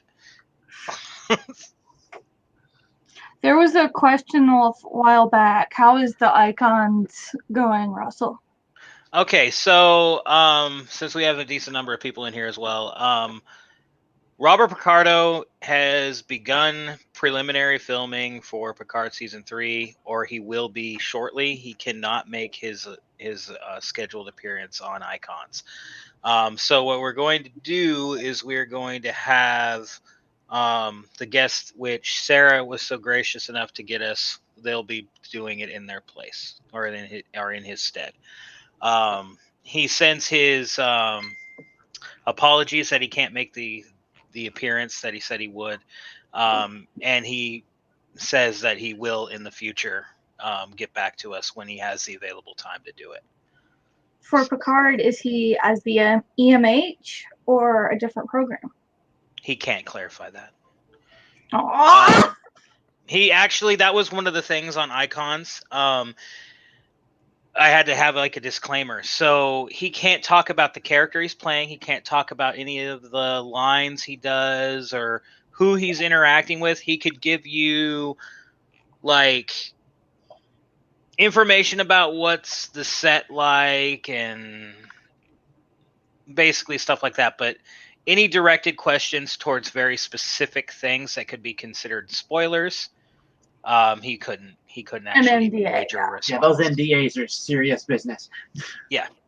Like to the point where he said that if he was to answer them, not only would he probably never be called back to do anything with CBS ever again, but in the same point, they could actually withhold his pay. Ouch. Like, they could sue him so yeah, for damages. Their withholding his pay would be the minimal. Yeah. Jeremy, I keep waiting to listen for the sounds of the warp core behind you. And I'm just going, wait, it's just an overlay. Ignore it. But it's ready. There is one you can get. There is a video on YouTube that is like 8 hours recorded of the warp core. yeah, oh yeah, and then you could just put that in Infinite Looper. Yeah, and you then can put that in loop for like background sound. They also have one of the Enterprise D bridge sounds. Yeah. That's like a 20-hour recording of just looped sound. Tell our Echo Dot to play bridge sounds, and it does TOS sounds. Yeah. And a few other things about that of like beam me up and those things, and it's kind of fun. But yeah, I've been, again, I guess engineer. It honestly, I did the warp core one, and set it as kind of like a background, and it was like really kind of zen, productive ass day I had. Nice. I was like, On holiday time instead of the Yule log, we could have Starfleet could do that instead. Oh yeah, so yeah, Yule log. I've done silly things. I've put up the warp core. My favorite is Nick Offerman from like Parks and Rec and all that kind of crap. Oh, he's funny. He's got a video of him that's, I believe, it's got to be at least 45 minutes long. It's just him sitting in a chair by a fire. The room's all decked out for Christmas. And he's sitting there staring at the camera, drinking scotch. Nice. Slowly drinks scotch for like, it's got to be longer than 40. I think it's like an hour and a half. He's just. I'm going to say, so how many views? No words. It's just him and you and this bottle of scotch. I know that there is a alarm clock that does the warp core to help you sleep, and then like the red alert klaxon to wake you up, and a few other things. As the I don't need a freaking heart attack every time I get up in the morning. Oh, red Yeah. alert isn't that The bad. red alert would just be Annoying. I don't know. It depends on who's Red Alert. That the original series one with that whiny, like, oh god. I can just imagine Jeremy waking up out of a half stupor with the red alert. Him to go in and pressing the snooze button. He'd be like, "Bridge, how can we have red alert while in space, Doc?" Like, Oh no, with that crazy sound, I'm coming up swinging. You know that alarm clock did not survive day 2. see, my old alarm used to be the radiological alarm from a nuclear submarine. That'll wake your ass up. Not okay. with those kinds of noises, I tend to startle awake, and that one's a heavy sleeper, so he needs something to get him moving, and so usually he does something quieter so that I don't startle, and it's usually, honey, there's your alarm, wake up. So what I was trying to get the house to do, I've got the We have 2 more donations. $20 donation from Paul Fest and a $25 donation from Mary Kane. Thank you guys so much. CS will definitely appreciate it. And we're a little closer towards our goal, up to 625. So only 125 to go. We should have entertainment for this fundraiser, like a telethon or something. Well, I think this is the test run when we need to raise money for Starfleet itself. We'll take this format and we'll have to add entertainment. People dig up their old instruments. If all the Irish folk were awake, we could do that, and we could have 1 or 2 of them come on. They always have ridiculous stuff going on.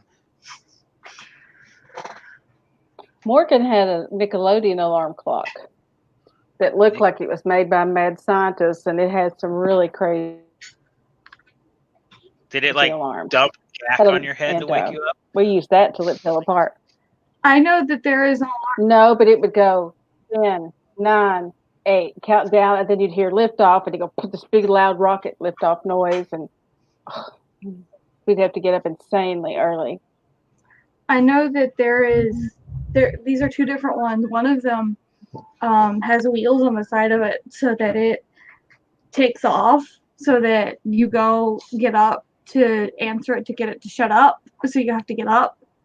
And then there's one where there's a part that is kind of like the twirly thing, and you have to get that to shut it off. Some of them was like has a bed vibrator as well as very loud tone to get it off. It's just Yeah. So Teresa, for those tuning in late, we put this together yesterday morning. CS woke up to all 4 of his tires being slashed on his vehicle. He just switched jobs, as many people are aware. So, and we've all been there, like switching between a job to the next job. You have to wait for your paycheck to come because they put a hold on it and all this other stuff. So, and he's a single dad. So he's, kind of right now trying to catch up. And this is like a basically a big FU from somebody who did it. His insurance company said they can cover it, but they want $1,000 for a deductible to cover it when it's probably, $500, $600 worth of tires. So pay more to get less with your insurance and get a higher premium out of it, or just go from there. So we're doing a PayPal down at the bottom there. Renee, there's an email address. It's also been posted by Commander Stitch there. It's basically my personal. That's the one I've been showing up on the screen. I cleared it all out so that it was 0 to start with. We started out asking for $250, at which point I said that I would donate dollar for dollar for that. So that took it up to $500. We're currently up to $625. If we get $750, what I'm going to do is I'm going to take a raffle of everyone who's donated minus me, because I don't need another one.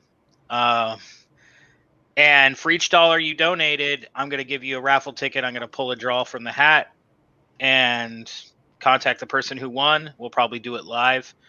But basically, what they will get is, let me share it real quick. One of these uniforms, I'll buy it, have it shipped directly to them. I'll also contact Stephen Lynch in Ireland.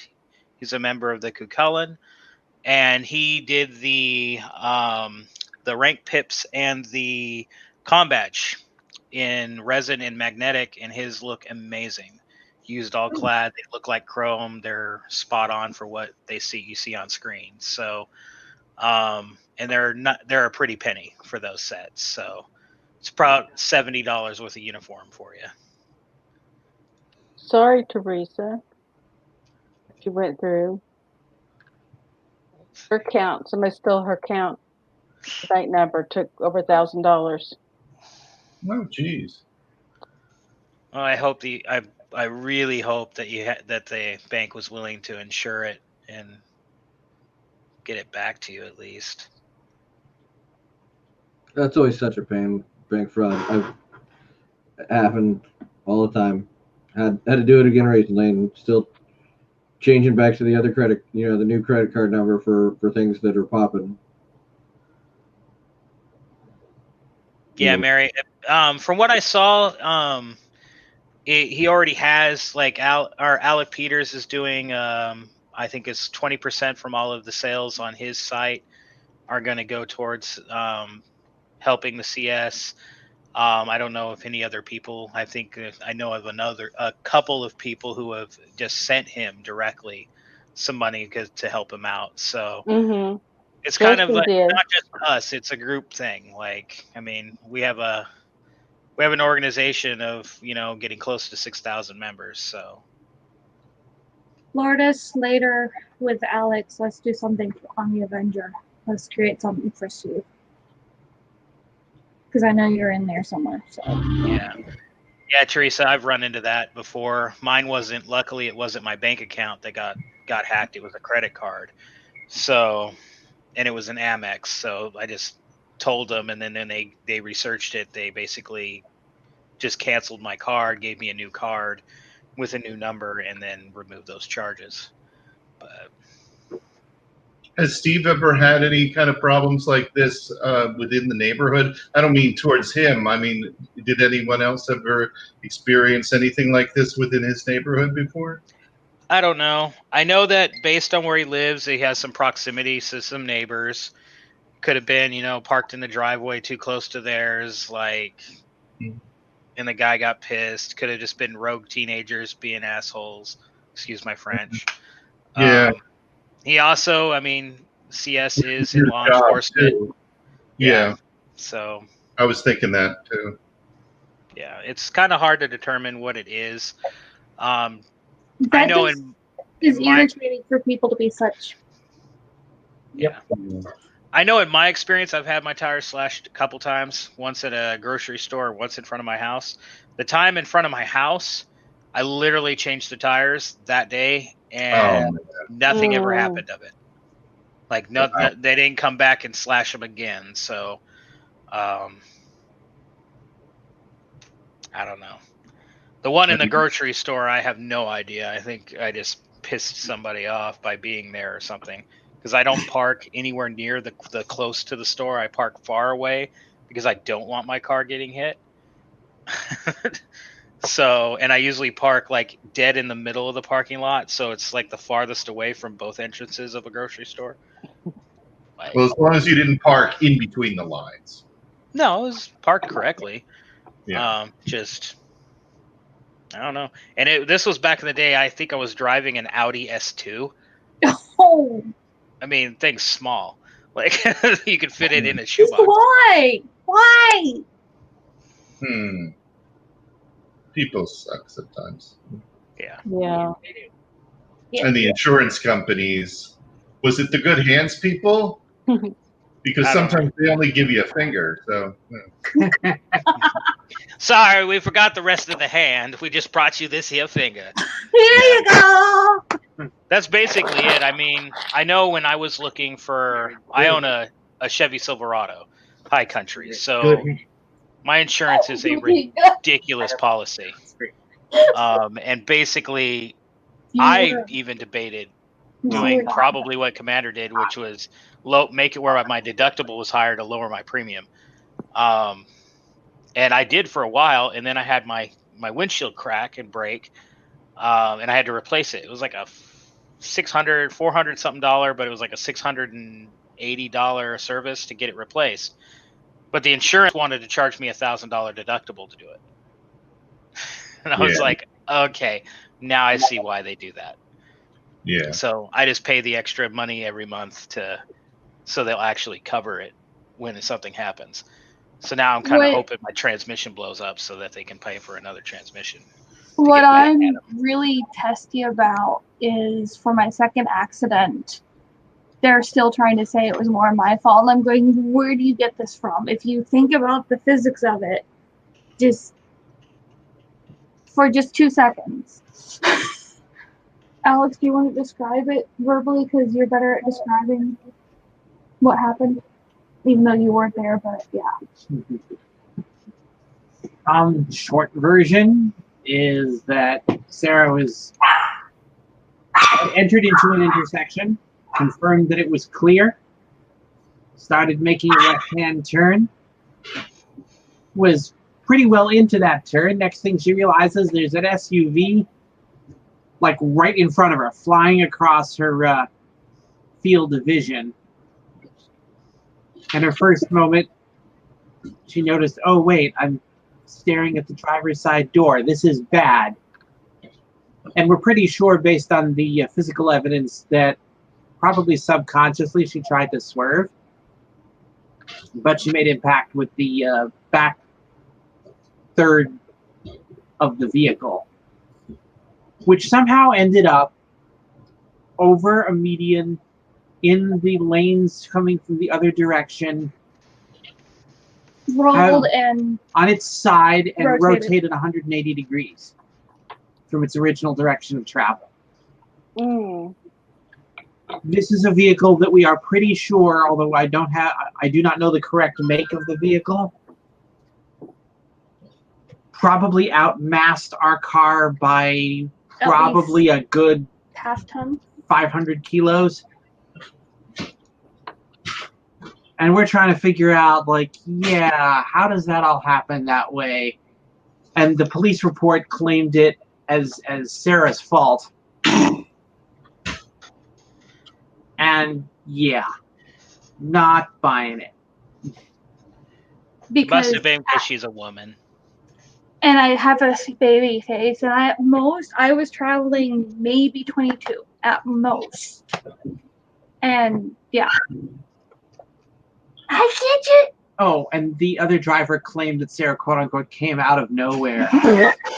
As you enter the intersection from the direction that driver was traveling, there's no way you could have you've got 130 degrees of open visual field. If not almost 180.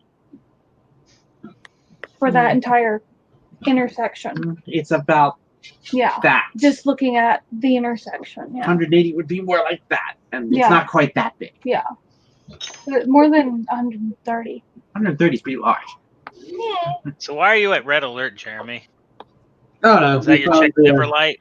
No, we were talking about it, and I'm like, oh, I gotta go find that out. And making sure we're all awake. No, I'm about to not be.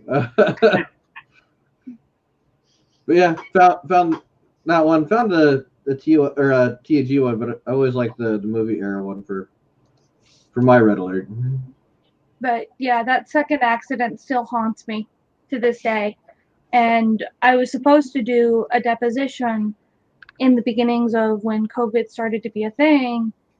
And then I said, I have a compromised immune system, not really a good idea for me to be out. And so they said, okay, we'll postpone it. And I still haven't done it yet. I'm just like, so yeah, nightmare still about that. And just we can confirm this much. Front of the car, driver's side headlight assembly was shattered.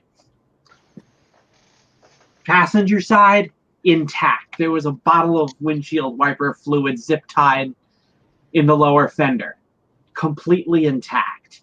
Oh, and no frame damage. The tech at the tow yard walked over and said, "Here, look at this." Opened the door on the driver's side, closed the door. Said, "Yeah, if there's frame damage, I couldn't do that." And we're like, okay. The only reason that car totaled is because it was an older car, plus pretty much all the driving. Wait, didn't you say it flipped? No, our Currently. car. Our car. Oh.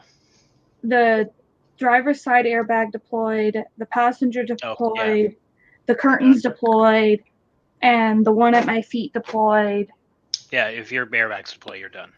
Yeah. And to the point where my major health thing that happened as a result from those airbags deploying, because of the powder material that chemically allows them to deploy so rapidly, triggered an asthma attack.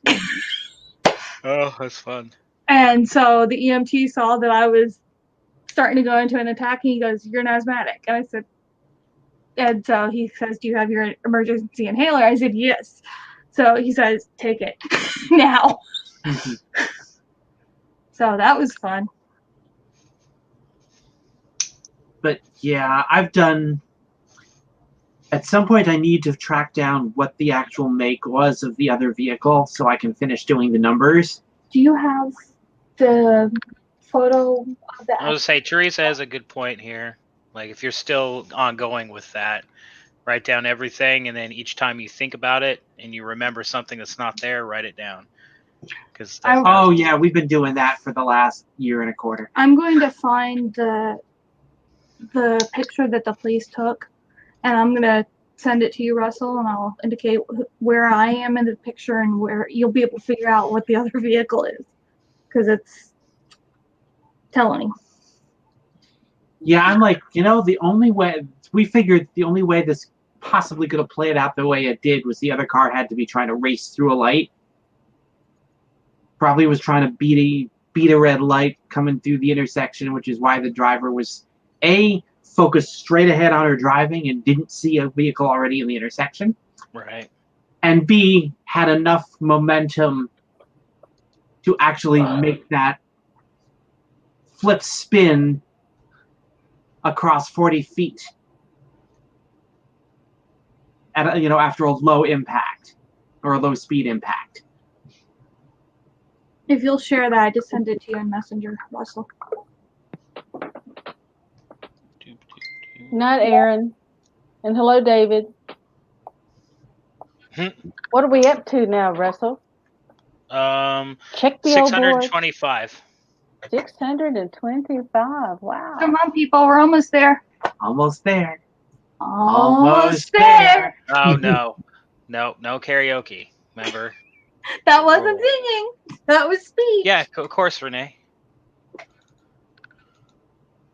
So, yeah, which one's you? Okay, so you see the other vehicle there. So, okay, look at the rest of the One vehicle. second. Let's see. It doesn't want to work. Give me a second here. You're sharing your screen there, brother. Yeah, it's just, it won't let me zoom in Facebook. Like, I try to zoom. You want me to email it to you?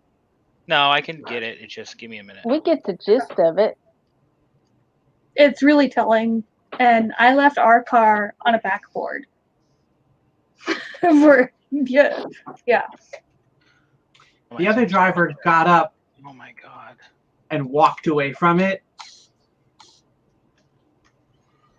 We heard later that she suffered, what was it, a C1 cervical fracture? Yeah. She walked away? Yes! She got up and walked away! Sarah, honey, quit yelling. Zoom's a hell of a thing. I'm sorry. Zoom is a hell of a thing. When you see me do this, that means you've yelled.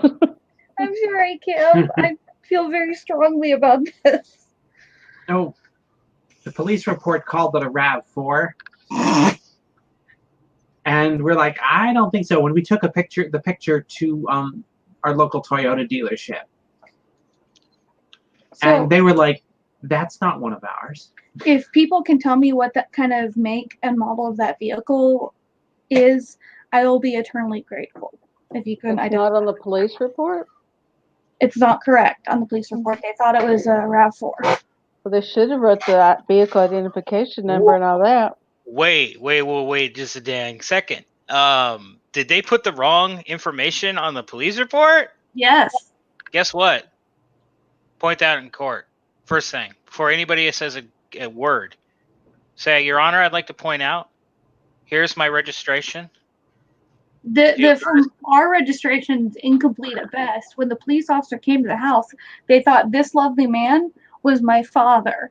No, I'm just saying that. Literally, all you do, you go to court, you say, Your Honor, this is my registration. That's the car I own. Can you tell me, Your Honor, where on this police report my vehicle is? No, they're looking for the make and model of the one that hit her, not hers. Oh, okay. No, they got our car correct. Oh, they got the other one wrong?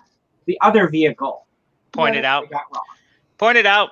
It points to or basically incompetence on the fact of the officers. If they try to come after you for like negligence or anything like that, as far as criminal or civil, they have no leg to stand on because the police report is invalid. Can you pull up that picture? I've had a speeding violation get knocked out of court because they put the wrong intersection. So, like, I even in court admitted, I'm like, yeah, I was speeding, but on his form, I was nowhere near this intersection. Like, they got Alex was your father. What, Kim? They thought Alex was your father. No. Yes. Had that issue with Renee, cancel that. That is not correct. Well, no, not you, Renee. That is not my email address. And that's old enough to be your father. Enough to be my father. That's just me. Just no, guys, please. Really, enough of that. Well, I mean, I could see that. Like one time, my dad looked younger than what he was. There was a time when we were out that somebody thought I had Matthew with me, and they thought my dad was my husband. And I was like, ew, that's my father. But he looked a lot younger than he was. So it happens. And I look younger than I am. I'm going to have my birthday next month. And yeah. I think you look about 33. I've had some people say I'm a teenager looking still. I'm just like,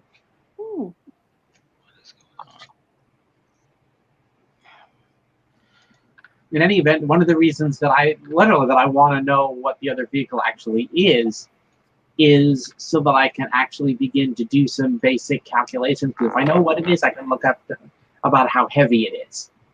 And what made it do that, how fast they were going. And what the forces would be. And then I can go ask Toyota, okay, if the front of a Toyota impacts something to deliver this level of force and make this weight go there, is it going to crumple or not? You have that photo, Russell? Yeah, I mean, the only problem you run into is twofold there. One, in order to actually even pose that, you'd have to be logged as an expert or an expert witness for them to hear it. For clarity, the vehicle that I am in that photo, if you look at the emergency vehicle parked this way, and then you see that black mirror, look through the black mirror and you see that little speck of white, that's me. You need Marissa Cormier to come onto the stand. Yeah. Basically, they'll want you to be put in as an expert witness, and they'll ask for why you're an expert witness. Well, I'm not saying that I would testify with that information. I would give it to the lawyer and say, look, go check the numbers, go check the information. Here's what we can do. I mean, one of the first things we sent the lawyer in all of this, I did a pretty thorough photo essay of the vehicle when we went to see it the next day in the tow yard. And so I got all these details, and it was like, yeah, like the engine block is completely where it should be. Because my first accident, you saw it. Right. But yeah, the engine block is exactly its original location. The windshield wiper fluid no bottle. crack. It's intact, still zip tied there. So I've sent the lawyers like, here's a bunch of photos. You might want to use these. I mean, my goal ultimately is hopefully not to take this to court at all. Because less than a month later, I was making the same turn, and No, it was a little more than a month. It was 2 months later. A few months later, I was much earlier into the turn, and a car does the same thing. And he's just like, I was in the car with her at that point, and I watched this car come flying across that intersection. And he goes, I know now know, not that I had any doubt before, but I now know exactly what happened. Yeah, it was like, wow, if we had been 4 or 5 seconds farther into our turn, it would have replicated the same incident all over again. The police officer didn't interview the silver car behind me, who saw everything, and they should have. Yeah. And things like that. Just so and clearly much that car was stopped at the scene because didn't hit me, because otherwise we would right. I have mean, seen. it was obviously there. Yeah. Yeah, there's not enough there to really tell what that vehicle is. It looks like a Toyota Highlander, but it could also be a 4Runner. It's kind of hard to tell from just the top view. So you think Toyota would recognize one of their vehicles? Yeah. Bob, I like your shirt. Thank you. What is that on there? I see a Delta. Copernicus Station. It's I time visiting the Star Trek experience out in Las Vegas years ago. I wanted to see that. Oh, that was incredible. I got to go there right before it closed. We got this badge, but it was kind of dead even when I was there. I didn't get to go. I went the first time, and that was before the Borg portion of it had been added, and then the second time the Borg part was there. And while that was good, you previously were able to go back onto the ride as many times as you wanted if there was nobody in line, but you couldn't do that with the addition of the Borg part of it for some reason. So, but it was a lot of fun. Wonder where all those sets are. I thought they were trying to put that together with for some kind of museum or something, but I don't know. Star Trek, the Sci-Fi Museum, they've got a most of a bridge set that came from there that they're trying to restore. And I think they're trying to put it in Hollywood or something. I hope so. The giant models and everything, it was so cool. And going to Quarks, that was really a lot of fun too. Drinking a Warped Core Breach. You know? I think the movie Enterprise model is going to be Ticonderoga.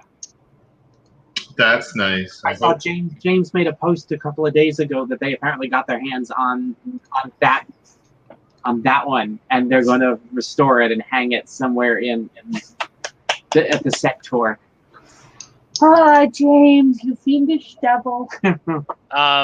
Justin, no. This is only the ones we've raised tonight so far. And I'm going to check it here in just a moment. Is Jeremy alive? Yeah, it's a rough night. I'm probably going to call it here soon. Yeah. But glad to be part of something cool for our CS. We kind of did you wrestle to do this? That last 125.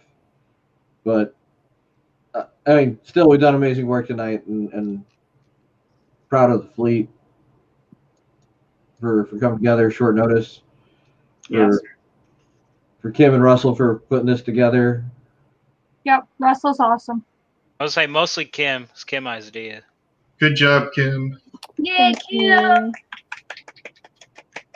It's nice to join you guys on a thing. It's unfortunate the circumstances that brought us all together, though. But again, so we're exploring new mediums on how to address problems too. So I think this is really kind of a cool test case, I guess, could be an answer. Now we know how to do a pledge drive. the video GoFundMe. Right. We'll just have entertainment next time. That's all. Paul Fest just donated another $10, actually. Cool. That adds up. A little bit here, a little bit there. Sure does. Pretty soon you're talking about real money. Big fleet with big hearts out there. Man. Yes. That's one of my favorite things about Fleet. We all always pull together, and yeah.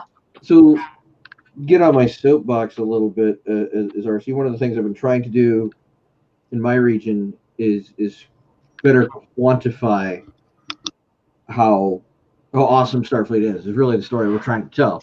Because we know that we've got people that are always out there raising money for various charities and efforts and causes that are all great. But so that this the USS Lollipop raises this many $1,000, and this one raises this many hundreds of dollars, and this one it's all kind of very disjointed. So we started a charity cup, RT Charity Cup for our region, as kind of that incentive to tell me what you did monetarily. Let me track that, and then I roll those numbers up, and those numbers are super impressive. I think the first year we did it, about even 3 years ago, the region was doing almost $13,000 collectively in charity. That's gone up as we get, and I think we're getting better reporting. Not necessarily that people are doing X number more. I think everyone's always doing good work out there. We're just getting better reporting of it.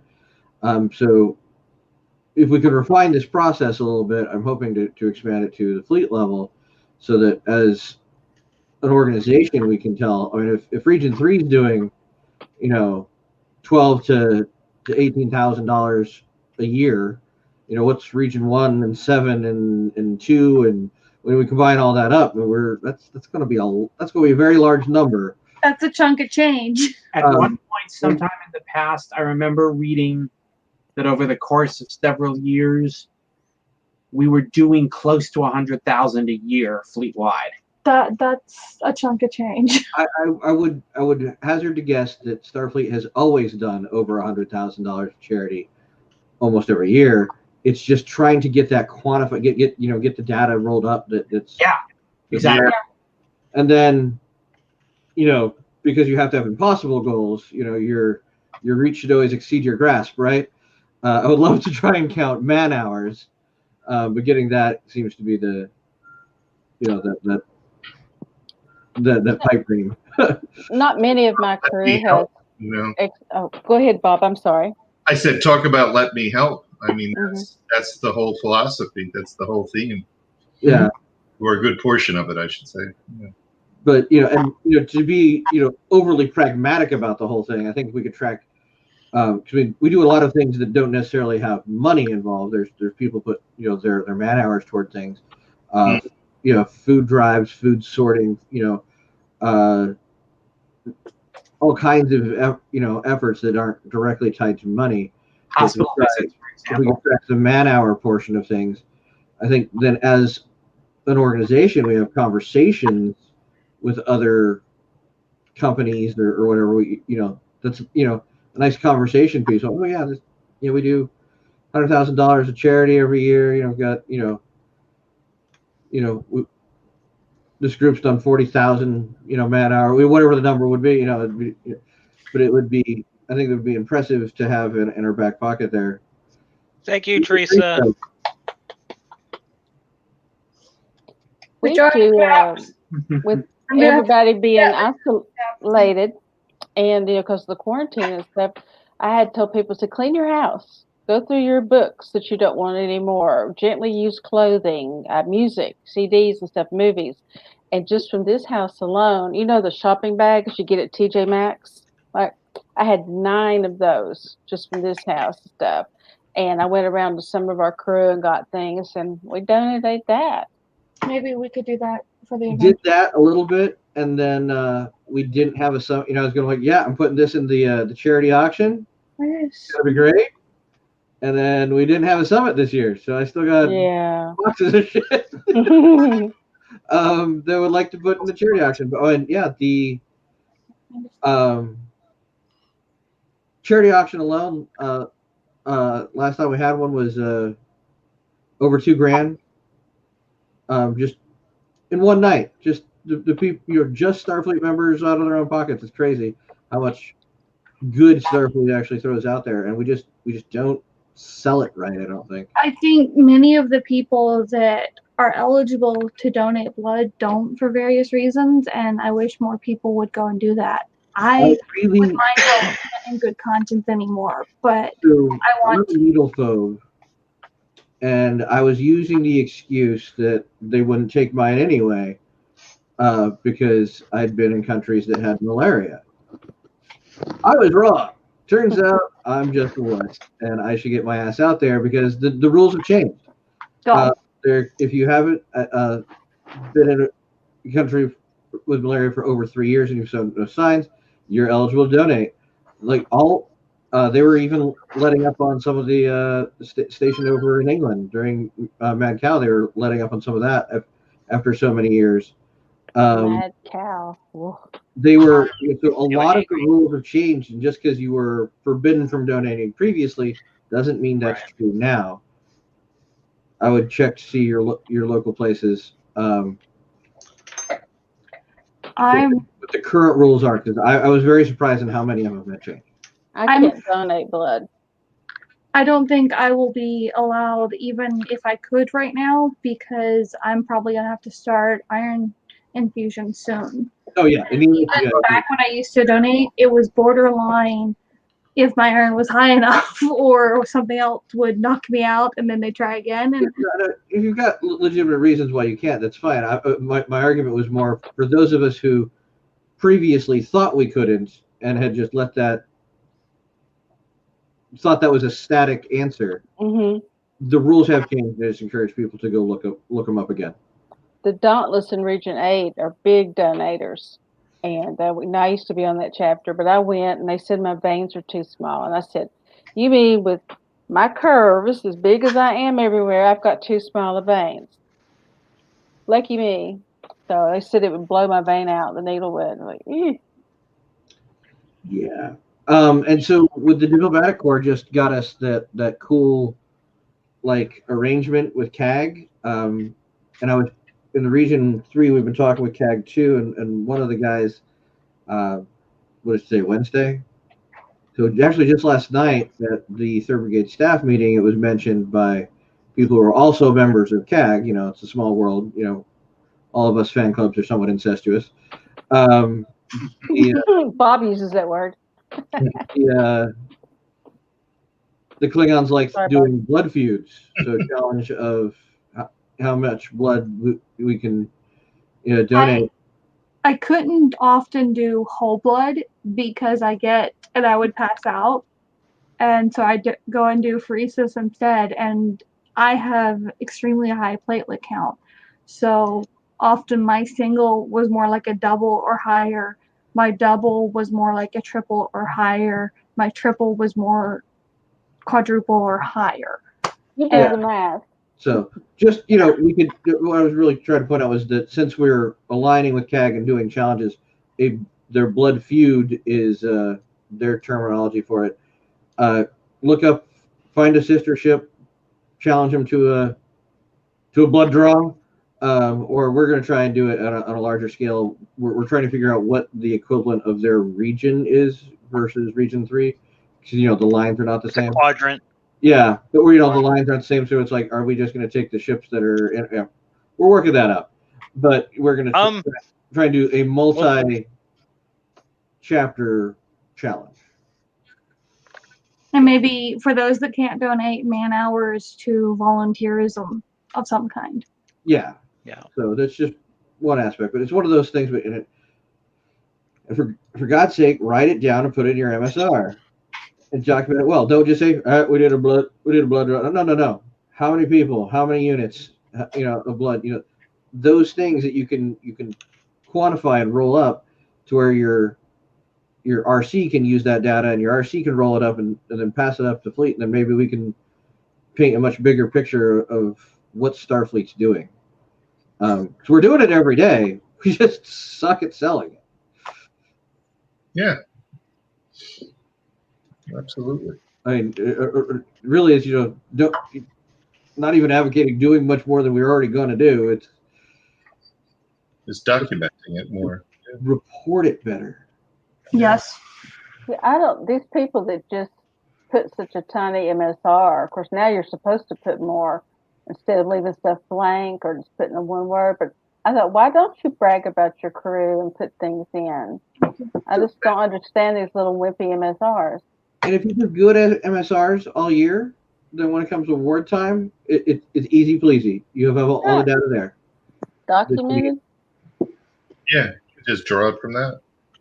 But, Mary, really, if we could get sort of a conclusive number, I would love to see, like, near year's end, that HQ put out a press release to the national media, the wire services, and the like, and say, chapters across the globe donated or contributed or whatever, a total of like X number of hours and X number of dollars, benefiting humankind or whatever. We can get all grandiose with the verbiage, but absolutely, still, that's big exposure.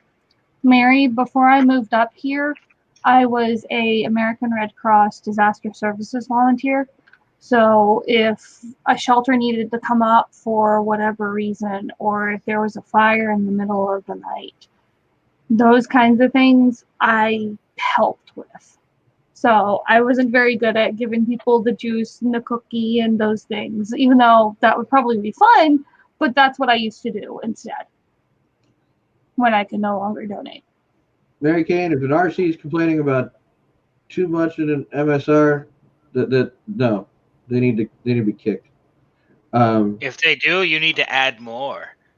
As Bob can tell you, there is information that I, as an RC, don't necessarily need. So make sure that you're reporting actionable data versus,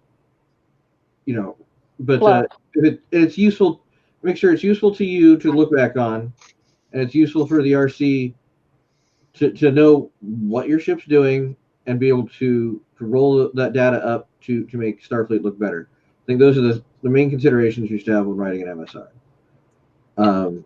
That way you can go back and get the recognition for your people, and get Starfleet the recognition that it deserves. As Bob can tell you, our MSRs are probably quite long because we're pretty detailed. Oh, yeah. You guys are, I know I am, and we have a good number in the Seventh Fleet that actually are, pleasantly verbose. Then, unfortunately, we have some that need a little help. I can't tell what you're trying to show us. It keeps washing out there, Russell, because you're packed. No, it's all right. I wasn't really showing anything. I was just moving something around. My reports are just like, I call them Joe Friday reports. It's just the facts, listing what we've done. Then I have a couple of comments, but Starfleet chapter of the year, so I must be doing something right with my reports, and I've got a great crew. Yeah. I was still so over the moon over that. Paul Wheeler used to be in Starfleet. I sent him a text to take that sucker, and he laughed. Maria, it's not just pirates that write. I'm married to this after all. Wait, I've seen pirates write. I've seen the Pirate Encyclopedia too. All 3 volumes. Yeah, this is a pretty healthy amount. I read all the MSRs. A through Q, R, and everything else. I see ours, and that's it. Bob, do you enjoy reading ours? I enjoy reading them all, really. I start when I file mine, because usually mine is a few days prior to the deadline, and then I get frustrated because it's like, well, I'm the only one who sends them in that ridiculously early, So then I have to go back later and see, those that send them in either on time or past time, and Ours are usually. I've got about 3 or 4 already, and it's only the second. And there was a couple that came in before the deadline. And Mine's going in tomorrow. I just don't understand these CEOs that say, "I don't have time to do an MSR." Yeah. Well, then you don't have time to be a CO then. Right. I don't. You know that going in, you have to do an MSR. Yeah. To update the total, we're up to $662.37. We had a wow. 20 Canadian dollar donation from Renee come Thank through. you, Renee. Yay, Renee. Wow. My middle name's Renee. Renee, so I've got an extra E. His is Thank French. you to everyone that is donating. I'm sure. $20 to make it your 666 and hand it to him that way. Oh my God. He probably figures his luck is bad as it is, My phone number was that. It was when I was divorced and lived with my parents. We had a phone put in the bedroom Morgan and I shared, and because I couldn't get online, dial up back then, internet. Mom would say, "You're tying up the phone line." But my phone number ended with 9666. And I was like, "Really? Do I have to have this?" That's awesome. I didn't like it Why not? because some people make comments, and it got old. Oh, they can stuff it. Very lucky number for according to the Druids. Anything that was divisible by 3 and had 3 digits. True. Yeah, I like multiples of 3. My husband's a druid. Tiff, I can relate to what you just said because you know that I don't type our MSRs. They go through this. So I save the things and he puts it there. Because you're a good husband. And a good Really, Mary? I did not know that. I've only had it all my life. What I do with my MSRs, I've got this little notepad thing on my phone, and every time I think of something, I type it in. There's my shopping list. There's stuff I need to buy. If we ever get another stimulus check. No, it won't happen. I don't think what's not going to happen is that there goes my another flagpole. No flagpoles. We are now up to 677.11. Renee put in another donation, so no more 666. Take a little bit back out. What? That's not how this works. When I was a teenager and I worked at McDonald's, I've given people that change back. It came up to 666, and they would buy something else, or they would return something. I said you can't return food, so they'd buy something else, and I'd have to ring it up because they didn't want the 666. You should do is like, oh, we'll ring it back up, and then, oh, you forgot about this coupon. Boop, 666. Upsell. We have had totals when getting food like 1701, and we're just like, perfect. Yeah, that's been. No, it's like that's worse than the trick to dictophobics. Anything avoiding number 13. Mm-hmm. When again, in the past, it was considered a very lucky number because it wasn't evenly divisible. So, like, jury should have been 13 instead of 12, so that there could never be a tie. Well, you know why they consider it unlucky, right? Yeah, because when France decided that on Friday the 13th, they were going to get rid of the Templars because they owed the Templars too much money, and they started rounding them up. And so it was a very unlucky day for the Templars. And the Pope. You don't forget about the Pope. Oh, yeah, the Pope sanctioned it, but it was yes. The French monarchy that decided that the Templars had to go. And the Pope was like, "Oh, you mean these guys of mine that are like been doing war on in my name and on my behest and all that kind of shit?" I'm like, yeah, no, I'll throw them to the wolves. That's fine. Well, it's because he owed him money too. Yeah, well, everyone owed him. Everyone owed him money. That was part of the problem. That's why it was so easy to get rid of him. They did. They went over some shit. Made a lot of money, took over a bunch of land, and then charged people to protect them as they went to the Holy Land. Yeah. They went to those silly crusades, according to Disney's Robin Hood. Silly crusade. We had a Robin Hood fest one weekend. We watched the Disney version, Errol Flynn, Men in Tights, the Kevin Costner one. I'm missing one. Why is it every time at the beginning of these Robin Hood movies they burn our village to the ground? Kim, Tiff says you should start singing to get us more money. Me? I can't sing. Hey, we talked about this. No. No. I cannot sing. I'm just reading what she wrote. That's all I'm doing. No. Oh no, honey, I can't. If I've got a sore throat and I'm a little hoarse, I can sing a little bit, but A little worse, like Mr. Red. I was say a little. I was like little, like Sarah Jessica Parker. A little more like Kathleen Turner. I sound kind of like Jessica Rabbit, but I don't, but nothing. I can't really, She was just drawn that way. I wish Really? I could, if I could sing, I would probably never speak. I would just sing all the time. I'd like to sing like Bette Midler.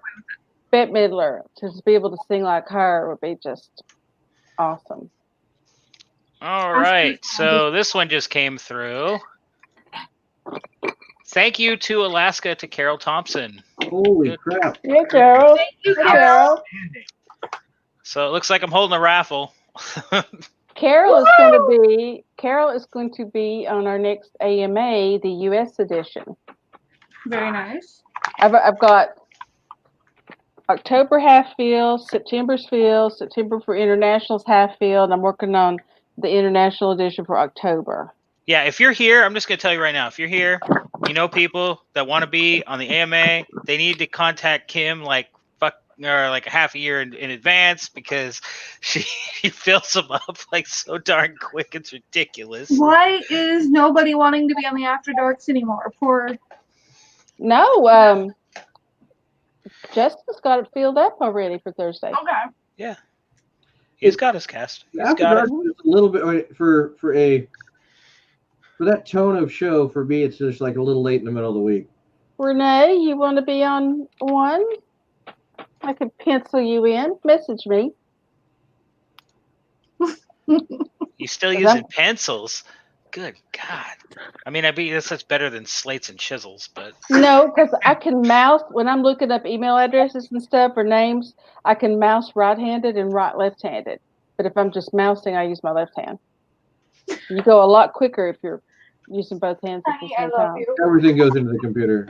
I might as well be a cyborg at this point. Remember, I'm a lot older than you, honey. So, I put it down on paper and kind of think how I want to do it, then I type it. And then in the calendar, like if Russell went in right now, he'd see that some guests are pending, some are confirmed. So it's all in there that he can go look at it anytime. Kim Lourdes says she wants in. Well, you can message me at co.ussyorktown@gmail.com. After Darks or every Thursday? Reminds me. Crap. I will be lurking for all of the shows, either this way or behind, but I'll be watching you. But the Ask Me Anythings, the international edition is the third Saturday, and the AMAs are the last Wednesday, the American edition. What time on Saturday? It's at 3 Eastern time. Well, that sounds like a perfect time for drinking. I need to start showing up to the international ones. They're really, what I like about these so much is that you get to see faces and hear voices, with an email address, and you can learn something about somebody, and especially if they're from another country, it's interesting, and just little bits here, little bits there, and I like that. A thing on Facebook today that apparently a teacher was doing, and it hit my feed a couple times, so it's really stuck in me. That really kind of cool is everyone, instead of having to share like an interesting fact, everyone has to share a boring fact about you. That's a good one. I'm going to save that. So, because if it's an interesting fact that you always feel like on the spot, that's like high pressure. Tell me a boring fact about you, and it was like, I hate ketchup. I got many. But it's a very inane fact, but it's easy to share, and opens up conversations. So I think I might steal that tactic, and you're free to do so as well. I'll do that. We did one with our crew. It was 2 lies and a truth. Yeah. And that was fun. And nobody got mine but one person. It was like, I love sushi. My favorite outdoor activity is hiking, and I was a beauty queen. I know they're like, you like to go hiking? I went, actually, no, I was Miss Tri-Cities in 1980, a long, long time ago. And they were like, oh. I'm like, well, ow. I feel flattered that I knew the answer to that, Kim. Hey Tim, get with me on your podcast. Brian Zane is a really good friend of mine. I might be able to get you on that show if you want to. Russell Carol doesn't want to be put in for the raffle. I'll take hers if she wins. I need that shirt. I want it. Well, she says she's not in the raffle, then she's not in the raffle. But if she wants to say my entries go to Carol, whatever, she can. Senior citizen. That's 100 raffle tickets. If you want to separate them amongst friends or family, I don't care. But yeah, the idea was to do it that way. She wants to do it for her sister senior. Oh. Her sister senior. Well, guys. So what am I? Chopped liver? I was thinking we would call it here for tonight. We hit the goal by a long shot. We actually had just before my entry into it, $527.11. So wow. Just the fleet hit the initial goal. So told you we could. Awesome, guys. Told you we could do it. Great work. Yep. So and what do we 2.5 hours. What do we do if we as a chapter want to send? Do we send it to you? Do we send it to Steve? At this point, if anyone is watching this and does want to donate, continue to donate, I would recommend contacting the CS directly and getting it figured out with him whether or not he actually needs it or not. Maybe those funds can be redirected somewhere else. If I receive any more past the total I have right now, I'm going to contact the CS, see if he still needs it. If he does not, I'm going to return it to those people that have donated, just so everyone's aware. Basically, I don't want to have doing a fundraiser for using funds that might be using towards something that wasn't initially given. So this was supposed to get him back up and running so he can get to and from work, picking up his daughters from school and such. Not combo meals. Yes. So that said, like I said, anything that comes in past basically now is just I'll contact the CSC if he still needs it. If he does need it, it will get to him for that purpose. If he does not, you'll just expect it coming back, and I will contact those people directly and tell them, hey, thank you for the sentiment and everything, but he doesn't need it right now. And we might have recommendations for maybe if you want to continue donating it to something, we have other worthy causes we can direct you to.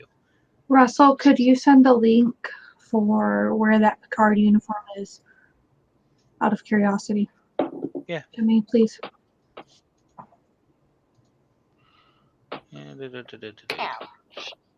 Oh, my knees. Hate getting old. It's in the private chat. You got to copy and paste it, though. You can't click it. I'm super proud of the fleet. Glad we hit the initial goal, and thanks to Russ for over generous things, and Kim for helping put all this together. It's quite awesome, and like I said, reflects well on us and how we take care of each other. Here. You never know when you're going to need it, so. Yeah, sure enough. Here. Right. All right. On that note, I'm going to say good night. Good night. Good night, Good night, everybody. Thanks again. We'll have something on with the CS on After Dark talking about what we did tonight. So see you then, Friday night, 10 o'clock Central Standard. All right. Bye-bye. Good night. Live long and prosper. Peace and long life.